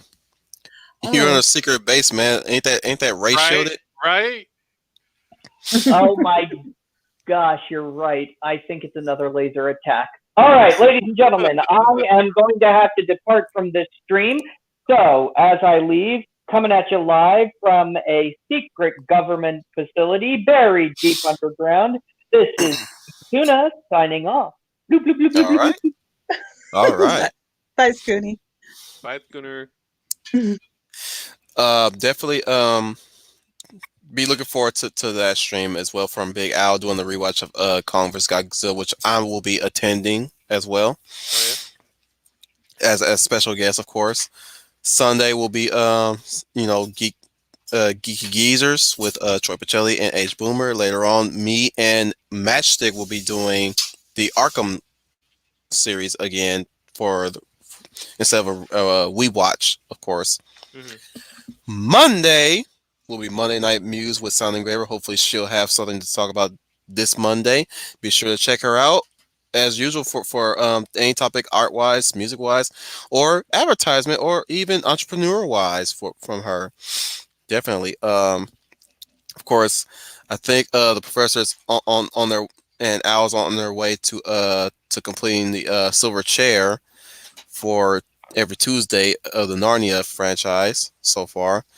Of course, check Wednesday for Green Line Girls streaming of Final Fantasy VII remake so far. That's been taking up her schedule, along with Troy, not Troy, but Dan Heron with his songs with Birdman, along with either Age Boomer, Big Al, or even Leia Plus Size. The Leia Valor would join in as well, depending on who he invites us, if anything. Of course, I believe that if by the pacing that the professor and Al has been going with the Red Harvest of Star Wars, they'll be starting a new Star Wars book next Thursday. We'll see. We'll see. Yeah. But other than that, guys, this has been your Wolf Commander, your werewolf. This has been my. I'd like to thank my wingman, of course, Schooner as well. But I like to thank I like to thank those who had participated and has can to watch, especially Green Lion Girl, who stayed with us as long as she could this time around. Of course, we had Dr. Y with us as well for I guess his third appearance, I believe. Well, he'll correct us next time.